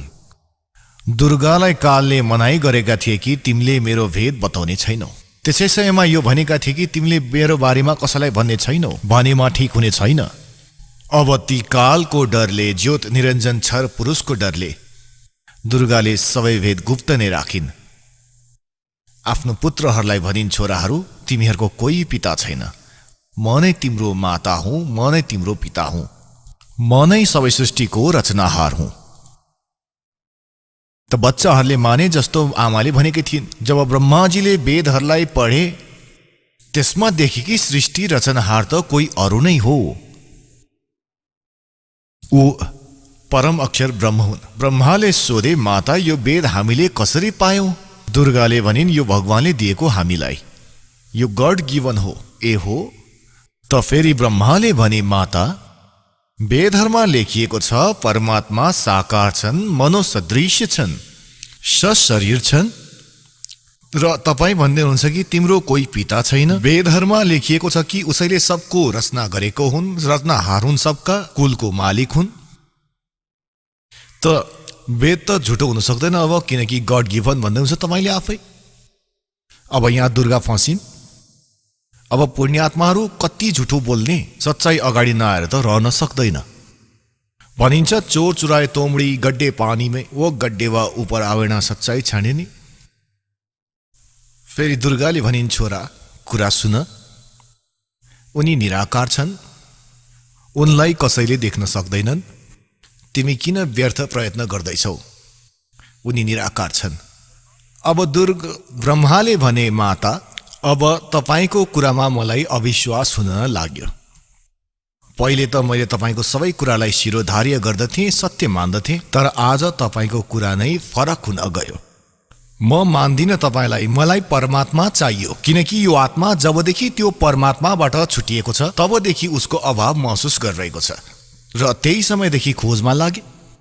यहाँ हामी अगाडि उसलाई जुन विधिले खोज्न चाहन्छौँ भेटिन सकिँदैन, किनकि चारै वेदले केवल ब्रह्मसम्मलाई पाउने, यी क्षर पुरुषलाई पाउने सम्मको विधि भन्दछ। ती परम अक्षर ब्रह्मलाई पाउने विधि यसमा अप्सन छोडिएको छ। यजुर्वेद अध्याय नम्बर 40 को मन्त्र नम्बर 10 देखि 13 मा स्पष्ट गरिएको छ। यी वेद ज्ञानदाता ब्रह्मले भनेका छन्। ती परमेश्वर ब्रह्मको बारेमा तत्त्वदर्शी सन्तले भन्दैछन्, उनलाई सोध। यो वेदले पनि त्यही भन्छ। वेदको सारांश गीताजी हो। गीताजी अध्याय नम्बर 4 श्लोक नम्बर 32 मा पनि यही भनिएको छ। यो गीता ज्ञानदाता यी क्षर पुरुष हुन्, श्री कृष्णजीमा प्रवेश गरेर भन्दछन्। उसले पनि यही भन्छ कि यो परमात्मा तत्त्वको जानकारी तत्त्वदर्शी सन्तलाई गएर सोध, उसले बताउनेछन्। त वेदमा जुन प्रमाणहरू लेखिएको छ, त ब्रह्माले सोचे कि वेदहरूमा लेखिएको छ कि ओमको नाम हो, र ओम नामले जाप गर्नेछु म, र हठयोग कसरी सुरु गरे यिनले। अब वेदहरूमा हठयोग गर्ने कुरा लेखिएको छैन, जस्तो तप गर्छन् यी ऋषि महर्षि, यो लेखिएको छैन यहाँ। तर त्यो तप कहाँबाट ग्रहण गरे, यी तपवाला हठयोगको साधना कहाँबाट ग्रहण गरे ब्रह्माले। ब्रह्माजी जब उत्पन्न भए, श्री विष्णुजीको नाभिबाट कमल निस्क्यो, तब त्यसमाथि बसेको विराजमान पाए आफूले आफूलाई। धेरै समयसम्म त्यो डन्ठीलाई समातेर तल ओर्ले, तलमाथि घुमे, तर कुनै छोर भेटेनन्। तर फर्केर त्यही कमलको फूलमा विराजमान भएर तब आकाशवाणी गरे यी क्षर पुरुषले, ज्योत निरञ्जनले, कि तप गर, तप गर। अब ब्रह्माजीले त्यो आकाशवाणी परमेश्वरको मानेर तप सुरु गरे। जब यिनले 1000 वर्षसम्म तप गरे, तब फेरि आकाशवाणी भयो कि सृष्टि गर। अब तपले ब्याट्री चार्ज भयो। त अब ब्रह्माजीले सोचे, जो वेदहरूमा लेखिएको छ यो पनि त भगवान वाणी, र जुन मैले सुने त्यो पनि भगवानको वाणी। अब वेदहरूमा जुन ज्ञान छ त्यो परमेश्वर परमाक्षर ब्रह्मले दिएका हुन्। 5 वेद दिएका थिए परमेश्वरले यी क्षर पुरुषलाई, यिनको अन्तःकरणमा फिट गरिदिएका थिए। अब जस्तो कुनै अन्तःकरणमा फिट गरिदिए, समय राखिदिए परमात्माले, त्यसपछि उनी आफै बाहिर आए। आउनु थियो बाहिर, 5 आए। तर यिनले हेरे पढेर 5औं वेदमा धेरै जानकारी थियो परम पिताको, सत्य पुरुषको, परमाक्षर ब्रह्मको। यिनले त्यसलाई नष्ट गरिदिए र 4 वेद मात्रै दिए। अब 4 वेदहरूलाई ब्रह्माजीले पढेर भने, माता यसमा ओम नाम लेखिएको छ र म परमात्मालाई पाउनेछु। दुर्गाले भनिन् कि यदि पिता तिमीले भेटेनौ भने कहाँ जानेछौ? तिमीले के गर्नेछौ भन, तिमीले तिम्रो पिता भेटेनौ भन्यो, किनकि उनले प्रतिज्ञा गरेका छन् दर्शन दिन्न भनेर। ब्रह्माले भने कि म तिमीलाई आफ्नो अनुहार देखाउने छुइन यदि भगवान भेटिएन भने, किनकि वेदमा लेखिएको छ। यजुर्वेद अध्याय नम्बर 40 को मन्त्र नम्बर 15 मा स्पष्ट गरिएको छ कि ओम कर्थ्यु समर्थ कल्वे समर्थ कर्थ्यु समर्थ। यसैले यो ओम नाम हो क्षर पुरुषको, ब्रह्मत्वको, क्षर ब्रह्मको। र परम अक्षर ब्रह्मको बारेमा वेदहरूमा ज्ञान छैन साधनाको, तर त्यसको महिमा धेरै लेखिएको छ। तीन वेदहरूलाई पढ्नेहरूले परमात्माको महिमा त पूर्ण परमात्मावाला ग्रहण गरे र साधना यो ब्रह्मवाला गरिदिए। जानकारी परम अक्षर ब्रह्मको अधिक छ। यसलाई परम अक्षर ब्रह्म पनि भनिन्छ, सत्पुरुष पनि भनिन्छ। तर त्यसलाई पाउने मेथड छैन, वे अफ वर्शिप छैन। वे अफ वर्शिप यानी पूजाको विधि केवल ब्रह्मसम्मको छ, त्यो ओम नाम हो। गीताजी अध्याय नम्बर 17 को श्लोक नम्बर 23 मा तीन मन्त्रको जापको प्रावधान छ। ओम तत्सत इति निदेशय ब्रह्मणे त्रिविध समर्थ है। र गीताजी अध्याय नम्बर 15 को श्लोक नम्बर 1 देखि 4 सम्म र 16 र 17 मा विस्तारमा विवरण दिएको छ कि यो संसार वृक्षको तनाको हुन्, जराको हुन् र शाखाको हुन्, हाँगाको हुन्, पत्रको हुन्। यो जसले जान्दछ त्यो तत्त्वदर्शी सन्त हुन्। र त्यसमा 16 र 17 श्लोकमा 15औं अध्यायको गीताजीको क्षरपुरुष, अक्षरपुरुष र परम अक्षर ब्रह्म यानी ती उत्तम पुरुष अन्य हुन्, यी क्षर पुरुष र अक्षर पुरुष अन्य हुन्, उनी परम अक्षर ब्रह्म हुन्। गीताजी अध्याय नम्बर 8 को श्लोक नम्बर 1 मा अर्जुनले सोधे कि तपाईले जुन अध्याय नम्बर 7 को मन्त्र 29 मा जुन तत्व ब्रह्मको बारेमा भन्नुभयो प्रभु, त्यो कुन तत्व ब्रह्म? त्यसको उत्तर उद्गीत ज्ञानदाताले 8औं अध्यायको 3रो श्लोकमा दिएका छन् कि उनी परम अक्षर ब्रह्म हुन् र उनी नै सबको सृष्टि रचनाहार हुन्। तीनै लोकमा प्रवेश गरेर सबको पालन पोषण गर्दछन्। 15औं अध्यायको 17औं श्लोकमा स्पष्ट गरिएको छ। त ती परम अक्षर ब्रह्म हुन्, उसको जानकारी वेदहरूमा उनलाई पाउने छैन। तत्त्वदर्शी सन्तले भनेछन्, यो दासले भन्ने छ परमात्माले पठाउनु भएको यसैको लागि। त्यो नहुनाले ब्रह्माजीले ओम नामको जाप गरे, 4 युगसम्म समाधि लगाएरै हठ योग गरे। तब दुर्गाले आफ्नो वचनले एक युवतीको उत्पत्ति गरिन्। त उनलाई भनिन्, छोरी तिमी जाऊ र ब्रह्मलाई जो समाधिस्थ छन् उनलाई उठाऊ र भन कि तिमीलाई माताले याद गरेकी छिन्, तिम्रो बिना सृष्टि रच्न सकिएको छैन। र 4 युग जब बित्यो आकाशवाणी गरे दुर्गालाई क्षर पुरुषले कि दुर्गा सृष्टि रचना गर। दुर्गाले भनिन्, प्रकृति देवीले भनिन्, तपाईको जेठो पुत्र तपाईको खोजमा गएको छ, मैले मनाई गर्दा गर्दै पनि गएको छ। तब आकाशवाणीबाट भने ती कालले क्षर पुरुषले कि उसलाई बोलाऊ, म कहिले पनि दर्शन दिन्न। त ती युवतीलाई त्यहाँ पठाइयो। युवतीले गएर हेरिन्, आवाज दिइन्, ब्रह्मा तर उठेनन्। तब दुर्गालाई आफ्नो भित्रैबाट यानी भित्रबाट फोन गरिन्, टेलिफोन गरिन् कि माता यी त उठ्दैनन् त, अब के गरौँ? धेरै आवाज पनि दिए। दुर्गाले भनिन् कि उनको चरण स्पर्श गर। चरण स्पर्श गर्न साथ ब्रह्माजीको आँखा यानी समाधि टुट्यो। अगाडि देखे एक जवान युवतीलाई। ब्रह्माजीले भने कि तिमी कुन बदमास यहाँ आइपुग्यौ, तिमीलाई म श्राप दिन्छु, तिमी मेरो तप भङ्ग गर्न आएको हौ। तब युवतीले भनिन् मलाई माताले पठाउनु भएको हो र तपाईको बिना सृष्टि रचना गर्न सकिएको छैन, मातालाई धेरै चिन्ता छ, तपाई हिँड्नुस्। तब ब्रह्माले भने कि कसरी जाउँ, पिताको दर्शन पाएको छैन, मातासँग मैले प्रतिज्ञा गरेर आएको छु कि यदि प्रभुलाई मैले प्राप्त गरिन भने म तिमीलाई अनुहार देखाउँदिन, दर्शन दिन्न, फर्केर आउँदिन। अब कसरी जाउँ, मैले परमात्मा पाइन।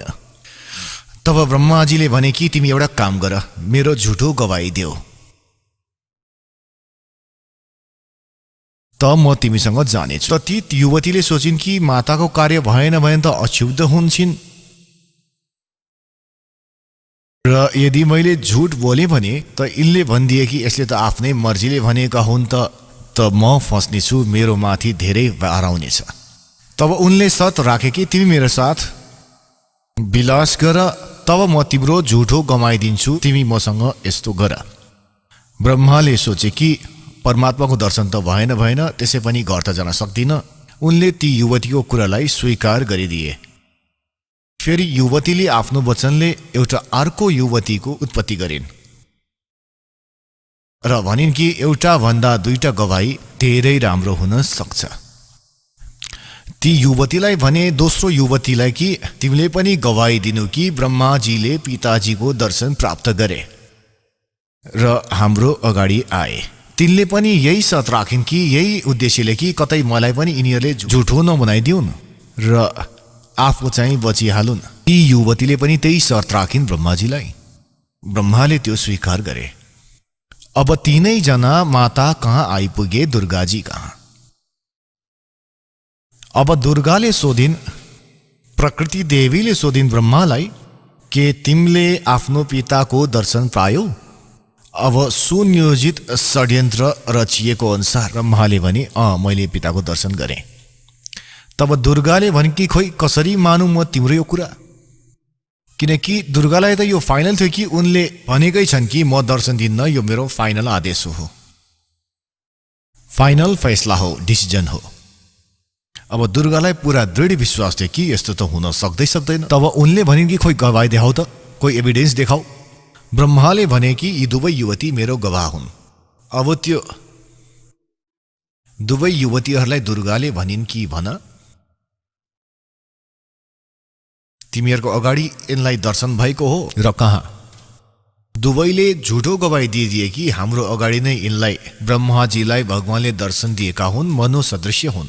किनकि वेदहरूमा लेखिएको छ, यजुर्वेद अध्याय नम्बर 5 को श्लोक नम्बर 1 मा र 5 को मन्त्र नम्बर 8 मा। 8 मा त 3 चोटि लेखिएको छ भगवानको विषयमा, र यजुर्वेद अध्याय नम्बर 5 को श्लोक नम्बर 1 मन्त्रमा 2 चोटि लेखिएको छ, अग्ने तनुरसी विष्णुवे तोवा सोमस्य तनुरसी। परमात्मा सशरीर छन्। ती परमेश्वरलाई सबको धारण पोषण गर्नको लागि त्यो अमर पुरुषको शरीर छ। र ऋग्वेद मण्डल नम्बर 1 सूत्र नम्बर 31 मन्त्र नम्बर 18 मा स्पष्ट गरिएको छ कि उनी नरवत अग्नि हुन्, मनुष्य हुन्, मनुष्यको समान हुन् त्यो परमात्मा। त ब्रह्माले वेदहरूबाट थाहा पाएका थिए भगवान मनुष्य जस्तै छन्, र त्यही कारण तिनीहरूलाई भनिदिए कि तिमीहरूले भन्नु भगवान मनुष्य जस्तै छन्। अब दुर्गालाई सबैले जब गवाही दिए तब दुर्गा निकै असमञ्जसमा परिन् कि मलाई त भनेका थिए म दर्शन नै दिन, तर यी बच्चाहरूलाई त दर्शन दिइदिएछन्। अब दुर्गा मनमनै दुखी भएर टाढा गएर बसिन् र भन्न लागिन् कि तपाईँ त धेरै झुठो हुनुहुन्छ।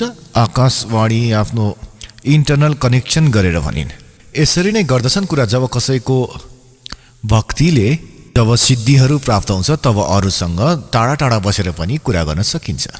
अब दुर्गाले भनिन् कि तपाईँ झुठो हुनुहुन्छ, तपाईँ झुठो पनि बोल्नुहुन्छ, सम्हाल्नुहोस् आफ्नो कामलाई, आफै गर्नुहोस्। मलाई एउटा कुरा भन्नुहुन्छ, बच्चाहरूलाई अर्को भन्नुभएको छ। तब त्यो आकाशवाणी गरे ती कालले, ब्रह्मले, ब्रह्मले कि तिनैजनाले झुट बोलिरहेका छन्, मैले कुनै दर्शन दिएको छैन। तब उनी आइन् क्रोधी भएर दुर्गा जस्तो जाँच अधिकारीले थाहा पाउँछन् कि सच्चाइ चाहिँ के रहेछ त। पहिले त उनले नम्रताले सोद्धछन् त्यो थानेदार, र फेरि लट्ठी देखाएर भन्दछन् कि साँचो बोल, झुट बोल्दैछौ, मैले यसलाई सोधेँ उसलाई सोधेँ, उनीहरूले त यस्तो यस्तो भन्दैछन्। तब उनले भन्न लागिन् कि मलाई आकाशवाणी भएको छ परमात्माको कि तिमीहरूले कुनै दर्शन गरेको छैनौ। तब ब्रह्मा हाँसेर भन्न लागे कि माता, मैले प्रतिज्ञा गरेर गएको थिएँ कि पिताजीको दर्शन भएन भने म तपाईँलाई दर्शन दिन्न। पिताजीको दर्शन त भएन, हामी तीनैजनाले मिलेर झुटो बोलेका हौँ फर्केर आउनको लागि। तब दुर्गाले तीनैजनालाई श्राप दिइन्। ब्रह्माजीलाई श्राप दिइन् कि तिम्रो जगमा पूजा हुँदैन र तिम्रो जति पनि अनुयायी हुनेछन्, वंशज हुनेछन्, ती सबै तिमी जस्तै फटाहा र झुठा हुनेछन्, सच्चाइबाट टाढा पटविद्वान कहलाउनेछन्। त ब्रह्माजीका अनुयायी को हुन्? ऋषि महर्षि, र तिनलाई वेदहरूको बिल्कुलै ज्ञान थिएन र महर्षिको पदवी पाएका छन्। अहिले देखाउने छु नातिरौँला जसले पहिलो पटक सुन्नुभएको छ, पुरै डिटेल देखाउने छु कि सत्ययुगको ब्राह्मण र गुरु ऋषिहरूको वेदहरूको ज्ञान कस्तो थियो। उनीहरूलाई वेदको ज्ञानै थिएन। अब ब्रह्माजीलाई एकदम चिन्ता भयो कि मलाई त श्राप दिइन्, मेरो त पूजै हुँदैन। ब्रह्मा मूर्छित भए। यो आघात यस्तो लाग्यो यो वचनको। फेरि दुर्गाले विष्णुजीलाई भनिन् कि छोरा तिमी पनि आफ्नो पिताको खोज गर। फेरि कहीँ पछि सृष्टिको दौरानमै तिमीले समाधि लाएर बस्लौ र सृष्टि क्रममा बाधा आउला। विष्णुजी पनि लागे पिताको खोजमा, शेषनागको लोकमा पुगे। अब पुण्यात्माहरू प्रत्येक प्राणीले आफ्नो जुन डाइरेक्सन कायम गरेर राखेका छन्, सीमा कायम गरेका छन्। जस्तो कि भैँसीहरूले लगाएका छन् आफ्नो आफ्नो सिमाना, अर्को आयो भने लडिहाले त्योसँग। कुकुरहरूले आफ्नै सीमा बनाएका हुन्छन्। यसरी नै जस्तै शेषनागको लोकमा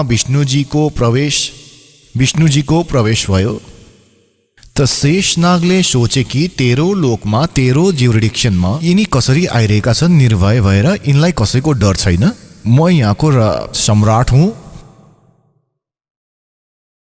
अब जसै विष्णुजी निकट आए, उनले 1000 फण यसरी फैलाए कि शेषनागले, र 1000 फणबाट विषको बौछार गरिदिए।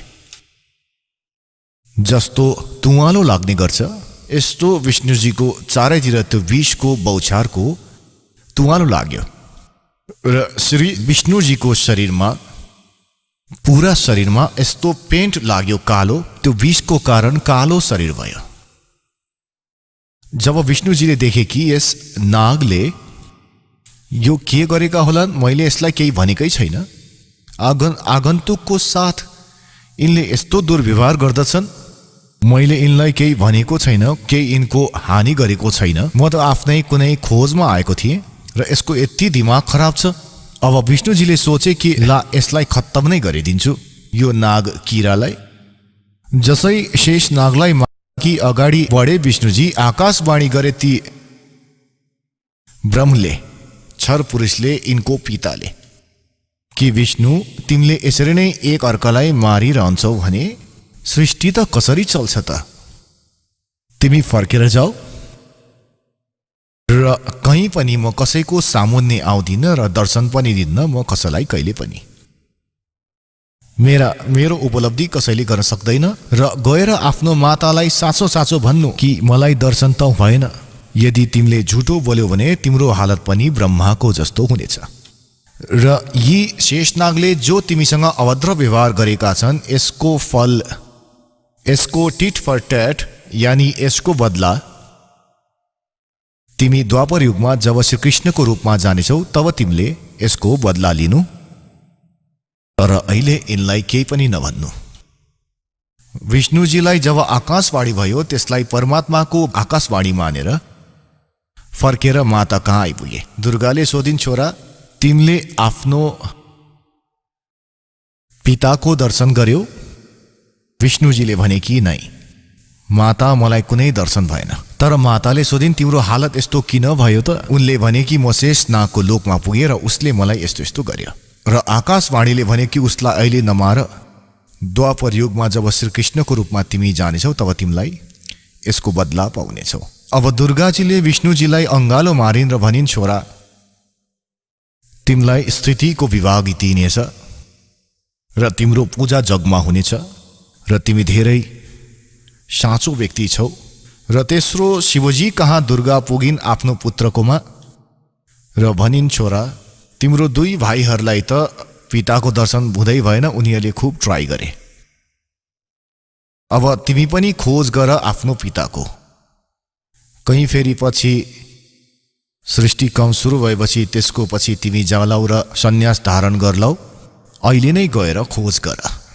भगवान शिवजीले, शङ्करले समझदारीको कुरा गरेर भने, माता जब मेरो 2 भाइलाई पिताको दर्शन भएन भने ब्रह्माजीले त 4 युग समाधि पनि गरेका थिए र विष्णुजीले यसै घुमघाम गरेर समय बिताए। म त प्रयास नै गर्दिन माता, तर मलाई एउटा वरदान देऊ। दुर्गाजीसँग शिवजीले भने, तमोगुण शिवजीले भने कि मलाई एउटा वर देऊ माता, कि मेरो कहिले पनि मृत्यु नहोस्, म अमर रहूं। अब दुर्गाले भनिन् कि छोरा, श्री देवीले भनिन् कि पुत्र, यहाँ यस्तो हुन सक्दैन, जसको जन्म हुन्छ उसको मृत्यु हुन्छ। यो मेरो वशभन्दा बाहिरको कुरा हो। तर म तिमीलाई एउटा विधि बताउने छु जसको कारण तिम्रो आयु 100 भन्दा लामो हुनेछ। त भगवान शिवले भने कि माता त्यही कृपा गरिदेऊ।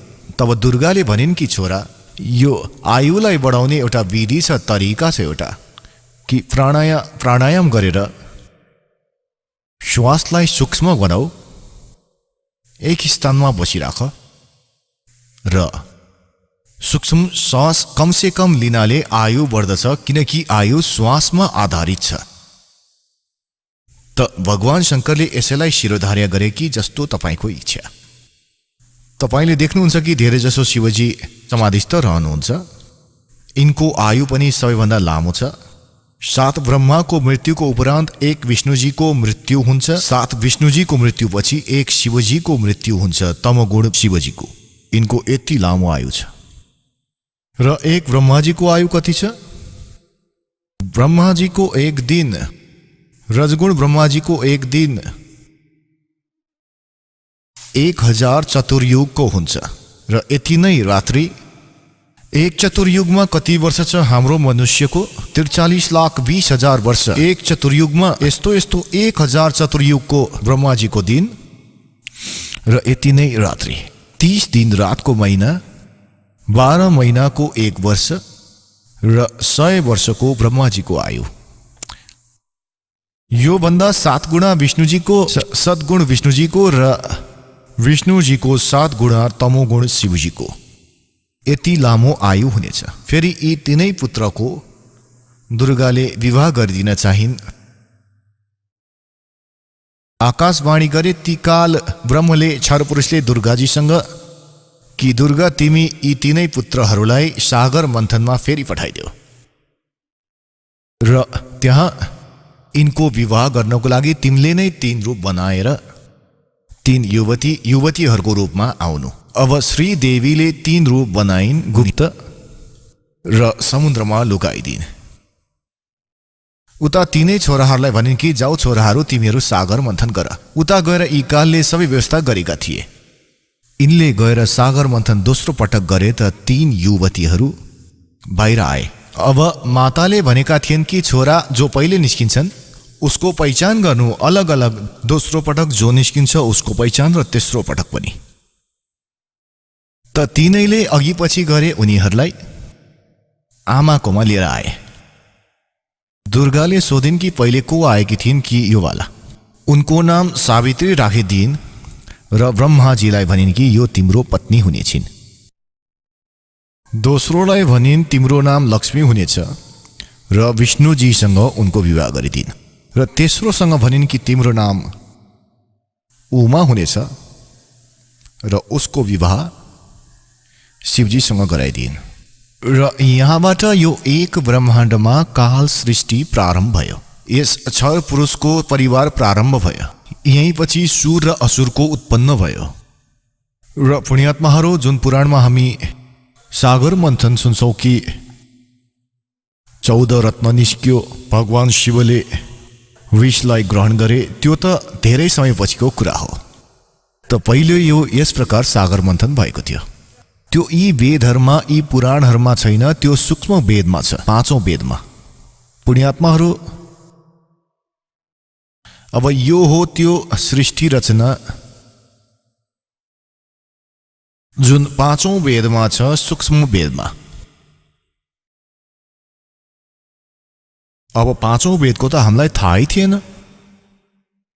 आदि शंकराचार्यजीले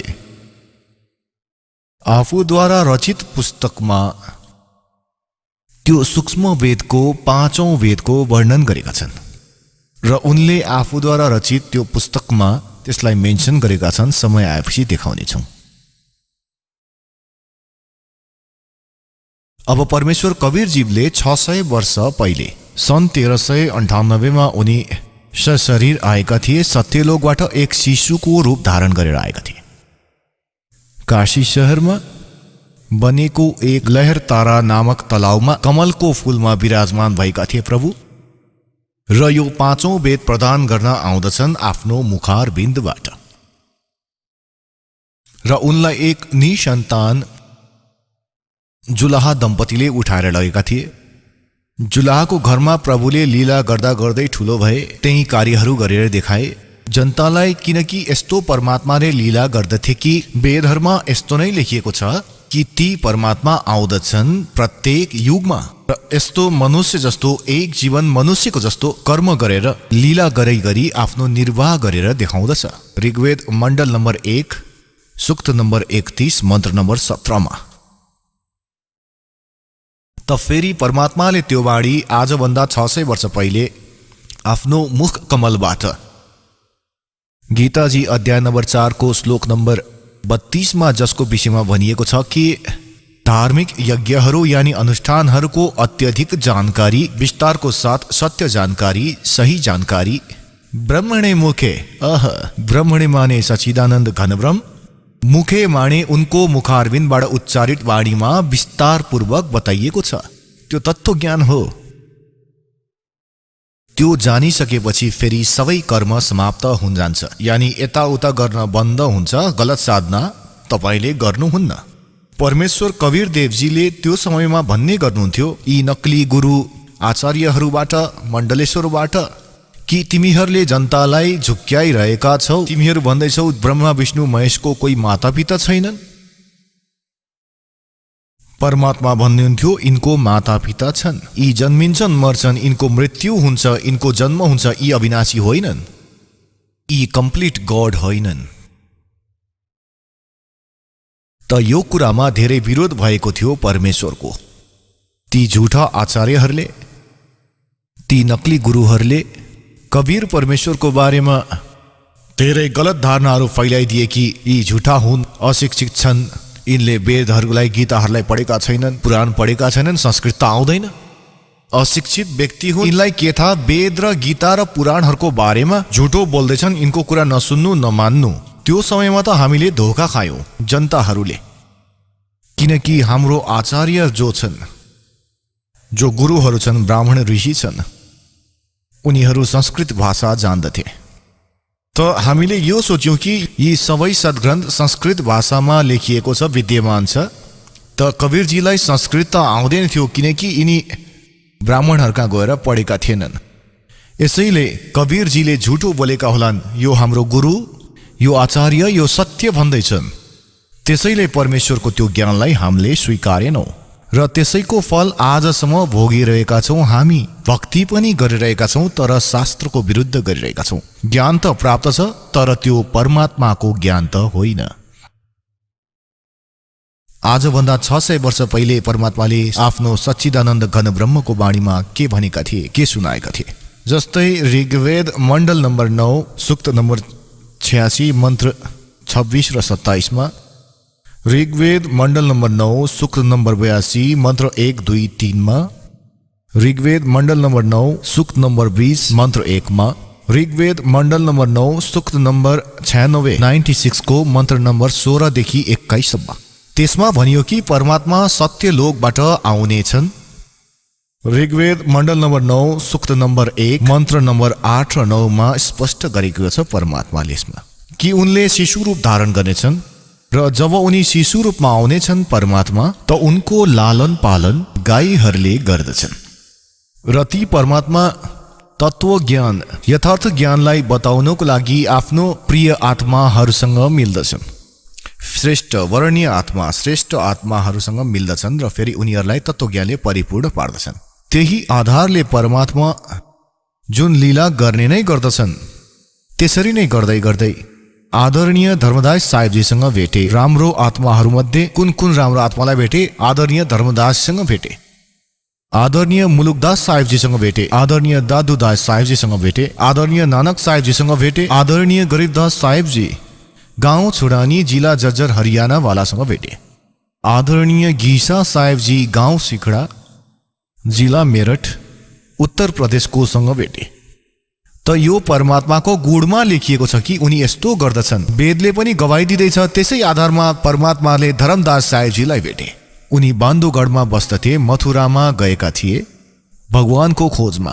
त्यहाँ परमात्माले भनेका थिए यी तीर्थमा भगवान छैनन्, भगवान तपाईको सद्ग्रन्थमा लेखिएको विधिबाट प्राप्त हुन्छ। र धर्मदासजी तपाईँ यहाँ भन्दै हुनुहुन्छ कि भगवान यहाँ घुम्दथे रे श्री कृष्णजी, तर यहाँ अब त छैनन् उनी। या जब घुम्दथे त्यति बेला आउनु पर्थ्यो तिमी? अब उनी छँदै छैनन् त के खोज्न आएको? तपाईको सद्ग्रन्थमा लेखिएको छ कि? ती सद्ग्रन्थमा खोज्नुस् के बताएका छन् भगवानले?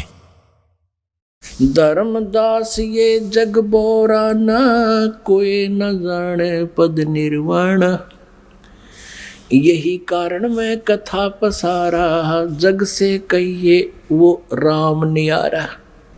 परमेश्वर कबीरदेवजीले यो सृष्टि रचना धर्मदासजीलाई सुनाउनु भएको थियो। आदरणीय धर्मदास साहेबजीलाई परमपूज्य परमेश्वर कबीरदेवजीले जुन कथा दासले तपाईँलाई सुनायो यही कथा आदरणीय धर्मदास साहेबजीलाई सुनाएका थिए। त्यो नै दासले तपाईँलाई सुनाएको। अब यो उनको सच्चिदानन्द घन ब्रह्मको वाणीमा लिपिबद्ध छ, कबीर सागरमा लेखिएको छ। त्यसैबाट पढेर सुनाउँदैछु तपाईँलाई। यसलाई कबीर वाणी भनिन्छ, सच्चिदानन्द घन ब्रह्मको वाणी पनि भनिन्छ, जसको विषयमा गीताजी अध्याय नम्बर 4 को श्लोक नम्बर 32 मा भनिएको छ कि ती सच्चिदानन्द घन ब्रह्मको मुखारबिन्दबाट आएको अमर वाणीमा कबीर वाणीमा लेखिएको छ। धर्मदास ये जग बोरा न कोई न जाने पद निर्वाण, यही कारण मैं कथा पसारा, जग से कहिए वो राम न्यारा। यही ज्ञान जग जीव सुनावो, सब जीवों का भरम नसाओ, अब मैं तुमसे कहूँ चिताई, त्रिदेवन की उत्पत्ति भाई। यी तीनै देवताको उत्पत्तिको बारेमा म तिमीलाई बताउने छु, परमेश्वर भन्नुहुन्छ कबीरजी। परम पूज्य कबीर परमेश्वरजी के भन्दै हुनुहुन्छ त? अब म तिमीलाई तिम्रो तीनै देवताहरूको उत्पत्ति बताउने छु। पुण्यात्माहरू, 600 वर्ष पहिले परमात्माले आफ्नो यो ज्ञान सच्चिदानन्द घन ब्रह्मको वाणीमा लेख्नुभयो र लेखियो, र यही तपाईहरूलाई देखाउने छु पुराणहरूमा र वेदहरूमा, गीताजीमा। तपाईँ अचम्म पर्नुहुनेछ र सोच्नुहुनेछ के साँच्चै यी भगवान हुन्? हामीलाई कस्तो मूर्ख बनाएर राखेका थिए यी नक्ली आचार्यहरूले, गुरुहरूले। हामीलाई हाम्रो सिलेबससँग पनि परिचित गराएनन् यी आध्यात्मिक गुरुहरूले। हाम्रो सिलेबस छ, सद्ग्रन्थ छ हाम्रो। यसको विरुद्धमा जो ज्ञान सुनाइन्छ त्यो शास्त्र सिलेबस विरुद्ध हो, शास्त्र विरुद्ध हो। अब मैं तुमसे कहूँ चिताई, त्रिदेवन की उत्पत्ति भाई, कुछ संक्षेप कहूँ गौराई, सब संशय तुमरे मिट जाई। भनिन्छ थोरै समयमा संक्षिप्तमा भन्छु, सबै संशय नै दूर भइहाल्छ। ज्ञानी सुने सो हृदय लगाई, मूर्ख सुने तो गम ना पाई। यो ज्ञानलाई जो बुद्धिमान व्यक्तिले सुन्छन् यो कथालाई त हृदयमा लगाउनेछन्, साँच्चै साँचो रहेछ। र प्रमाण देख्नेछन् सद्ग्रन्थहरूमा, पुराणहरूमा र वेदहरूमा, गीताजीमा। बुद्धिमानले त हृदयबाट भनेछन् कि साँच्चै यही नै कुरा हो, हामीलाई त थाहै थिएन। र मूर्ख सुने तो गम नपाई भन्नाले उसले बुझ्न सकेन, ऊ त अलि अनाडी छ, प्रमाण देखेर पनि मान्दैन भने अनाडी व्यक्ति हो। ज्ञानी सुने सो हृदय लगाई, मूर्ख सुने तो गम ना पाई। अब म जो भन्न जाँदैछु यो बारेमा समझदारले त बुझ्नेछन् पक्कै। के? माँ अष्टंगी पिता निरंजन, ये जम दारुण वंशन अंजन। ब्रह्मा श्री विष्णु श्री शिवजीको माता त अष्टंगी या दुर्गा हुन् र पिता यी ज्योत निरञ्जन यी क्षर पुरुष क्षर ब्रह्म यो काल हुन्। माँ अष्टंगी पिता निरंजन, ये जम दारुण वंशन अंजन। पहले कीन निरंजन राई, पीछे से माया उपजाई। पहिले त भन्छन् ज्योत निरञ्जन क्षर ब्रह्मको अण्डाबाट उत्पत्ति भयो, जन्म भयो परमात्माबाटै, र त्यसपछि दुर्गाको उत्पत्ति गरे परमात्माले नै, परमअक्षर ब्रह्मले, सत्पुरुष कबीर साहेबजीले। त फेरि के भन्दछन् कि पहले कीन निरंजन राई, पीछे से माया उपजाई। माया दुर्गालाई भनिन्छ। माया रूप देख अति शोभा, देव निरंजन तन मन लोभा। दुर्गाको सुन्दर रूपलाई देखेर यिनको भित्र विषय वासना प्रभावित भयो, प्रबल भयो। काम देव धर्मराय सताए, देवी को तुरंत धर खाए। के भन्दैछन् कि यी कालको भित्र उत्तेजना उत्पन्न भयो र दुर्गा यिनको मुखमा पुगिन्। यिनले नराम्रो तरिकाले, अभद्र तरिकाले आलिङ्गनबद्ध गर्न हात फैलाएर राखेका थिए र चुम्बन गर्नको लागि आतुर थिए उनी। पागलहरू जस्तै दुर्गा यिनको मुखको माध्यमबाट पेटमा पुगिन्। पेट से देवी करी पुकारा, हे साहेब मेरा करो उभारा। टेर सुनी तब हम ता आए, अष्टंगी का बंध छुड़वाए। परमात्मा भन्छन् धर्मदासी फेरि म दुर्गा कहाँ पुगे, दुर्गा कहाँ। पेटमा थिइन् उनी, उनलाई बाहिर निकाले मैले। सतलोक में कीन्या दुराचारी, काल निरंजन दीन्या नकारी। माया समेत दिया भगाई, 16 शंख कोस दूरी पर आई। अष्टंगी और ये काल अब दोई, मंद कर्म से गए बिगोई। धर्मराय को हिकमत कीन्या, नखरेखा से भग कर लीना। यी काललाई धर्मराय पनि भन्दछन् कसम खाएका थिए, प्रतिज्ञा गरेका थिए भगवानको अगाडि। परमात्माले भनेका थिए यी आत्माहरूलाई तिमीले दुखी बनाउँछौ। यिनले भने होइन नि, जसले जस्तो कर्म गर्छ म त्यस्तै फल दिन्छु। म त एकदम धर्मको राज गर्नेछु, त्यसैले धर्मराज भनिए। तर यहाँ चिनिन्छन् धर्मराजको नामले, तर गर्दछन् सधैँ अन्याय नै। धर्मराज माने न्यायाधीश। अब यी काल चिनिन्छन् त न्यायाधीशबाट, तर गर्छन् सधैँ अन्याय नै। त परमात्मा भन्दछन् निरञ्जन धन तेरा दरबार, जहाँ तनिक न न्याय विचार है है। अब के भन्दछन् त धर्मराय को हिकमत कीना, नखरेखा से भग कर लीना। भन्दछन् दुर्गामा जुन प्रजनन इन्द्रिय यिनले आफ्नो सिद्धि शक्तिले बनाइदिए। ज्योत निरंजन किने भोग बिलासा, माया को रही तब आशा। दुर्गा प्रेग्नेन्ट भइन्। 3 पुत्र अष्टंगी जाए, ब्रह्मा विष्णु शिव नाम धराए। ओए होए। यी परमात्मा परमेश्वरले स्वयं आएर कि यो सारा आफूद्वारा रचित सृष्टिको सारा ज्ञान बताए, विधान दिए 600 वर्ष पहिले। र यही तपाईँलाई पुराणमा आज तपाईँलाई बताउनेछौँ, देखेर तपाईँ हैरान भइहाल्नुहुन्छ।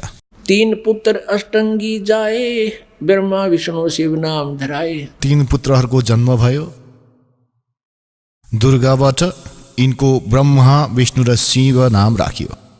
3 देव विस्तार चलावे, इनमें यो जग धोखा खावे। यी तीनै देवता यी कालको ब्रह्माण्डको सञ्चालन गरिरहेका छन् र यिनलाई सर्वेश्वर मानेर यो दुनियाँले धोखा खाइरहेको छ। 3 लोक अपने सुत दीन्या, सुन निरंजन बासालीन्या।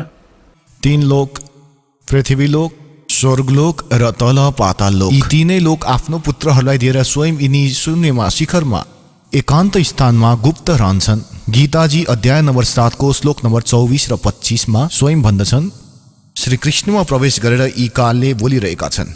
भन्दछन् यो मूर्ख समुदाय मलाई म अव्यक्तलाई व्यक्तिम आपनम मनते, मलाई मनुष्य शरीरमा आएको मान्दछन्, कृष्ण मान्दछन्। I am not Krishna.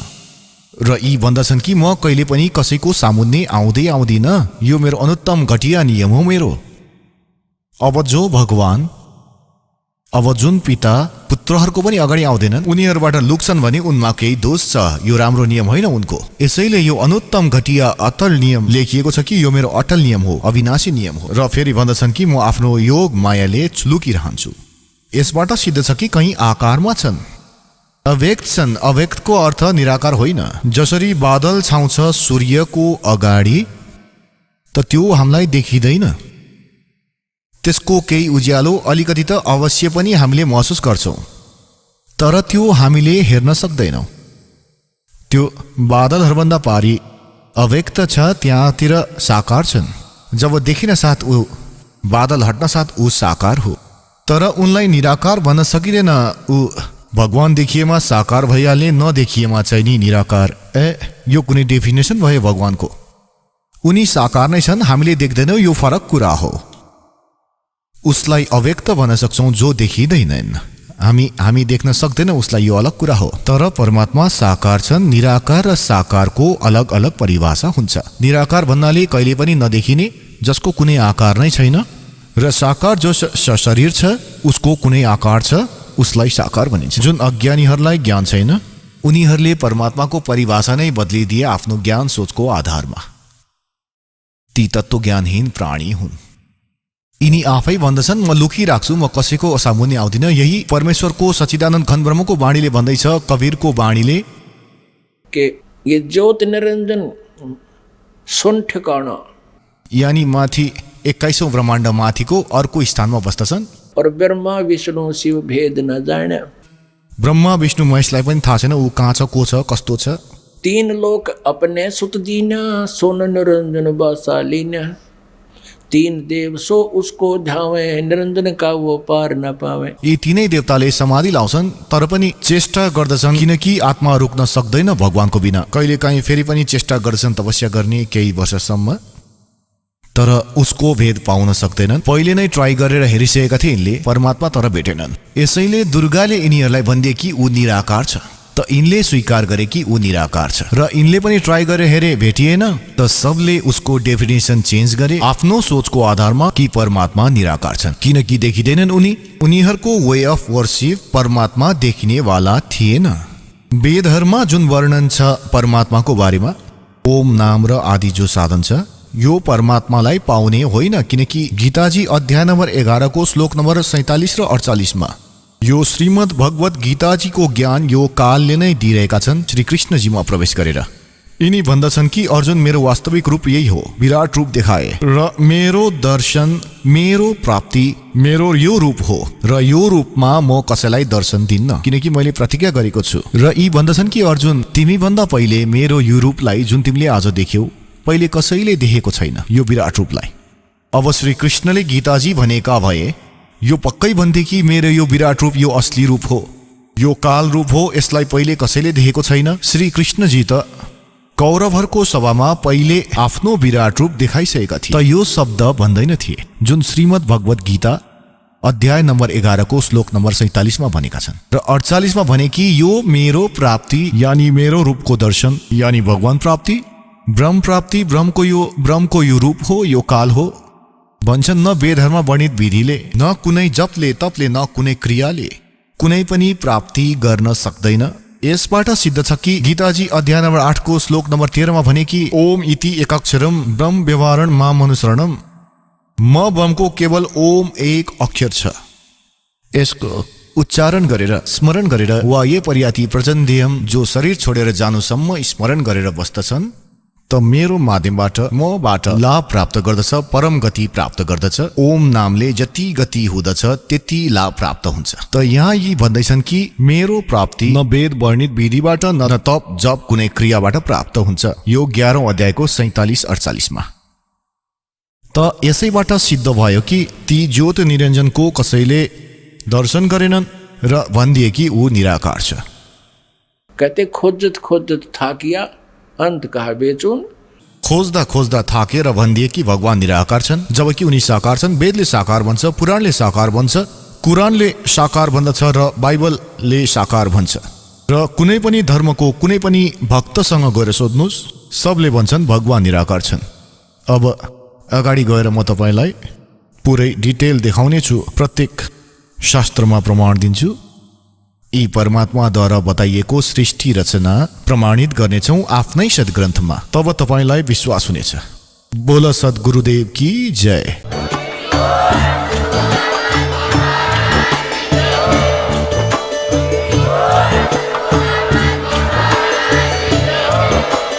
आप सुन रहे थे जगत गुरु तत्वदर्शी संत रामपाल जी महाराज जी के मंगल प्रवचन। अधिक जानकारी के लिए विजिट कीजिए हमारी वेबसाइट www.jagatgururampalji.org। संत रामपाल जी महाराज जी के शुभ आशीर्वाद से पूरे विश्व भर में 500 से भी ज्यादा नाम दीक्षा केंद्र हैं, जिन पर संत रामपाल जी महाराज जी द्वारा ऑनलाइन निशुल्क नाम दीक्षा दी जा रही है। अपने नजदीकी नाम दीक्षा केंद्र का पता करने के लिए संपर्क करें 8222880541।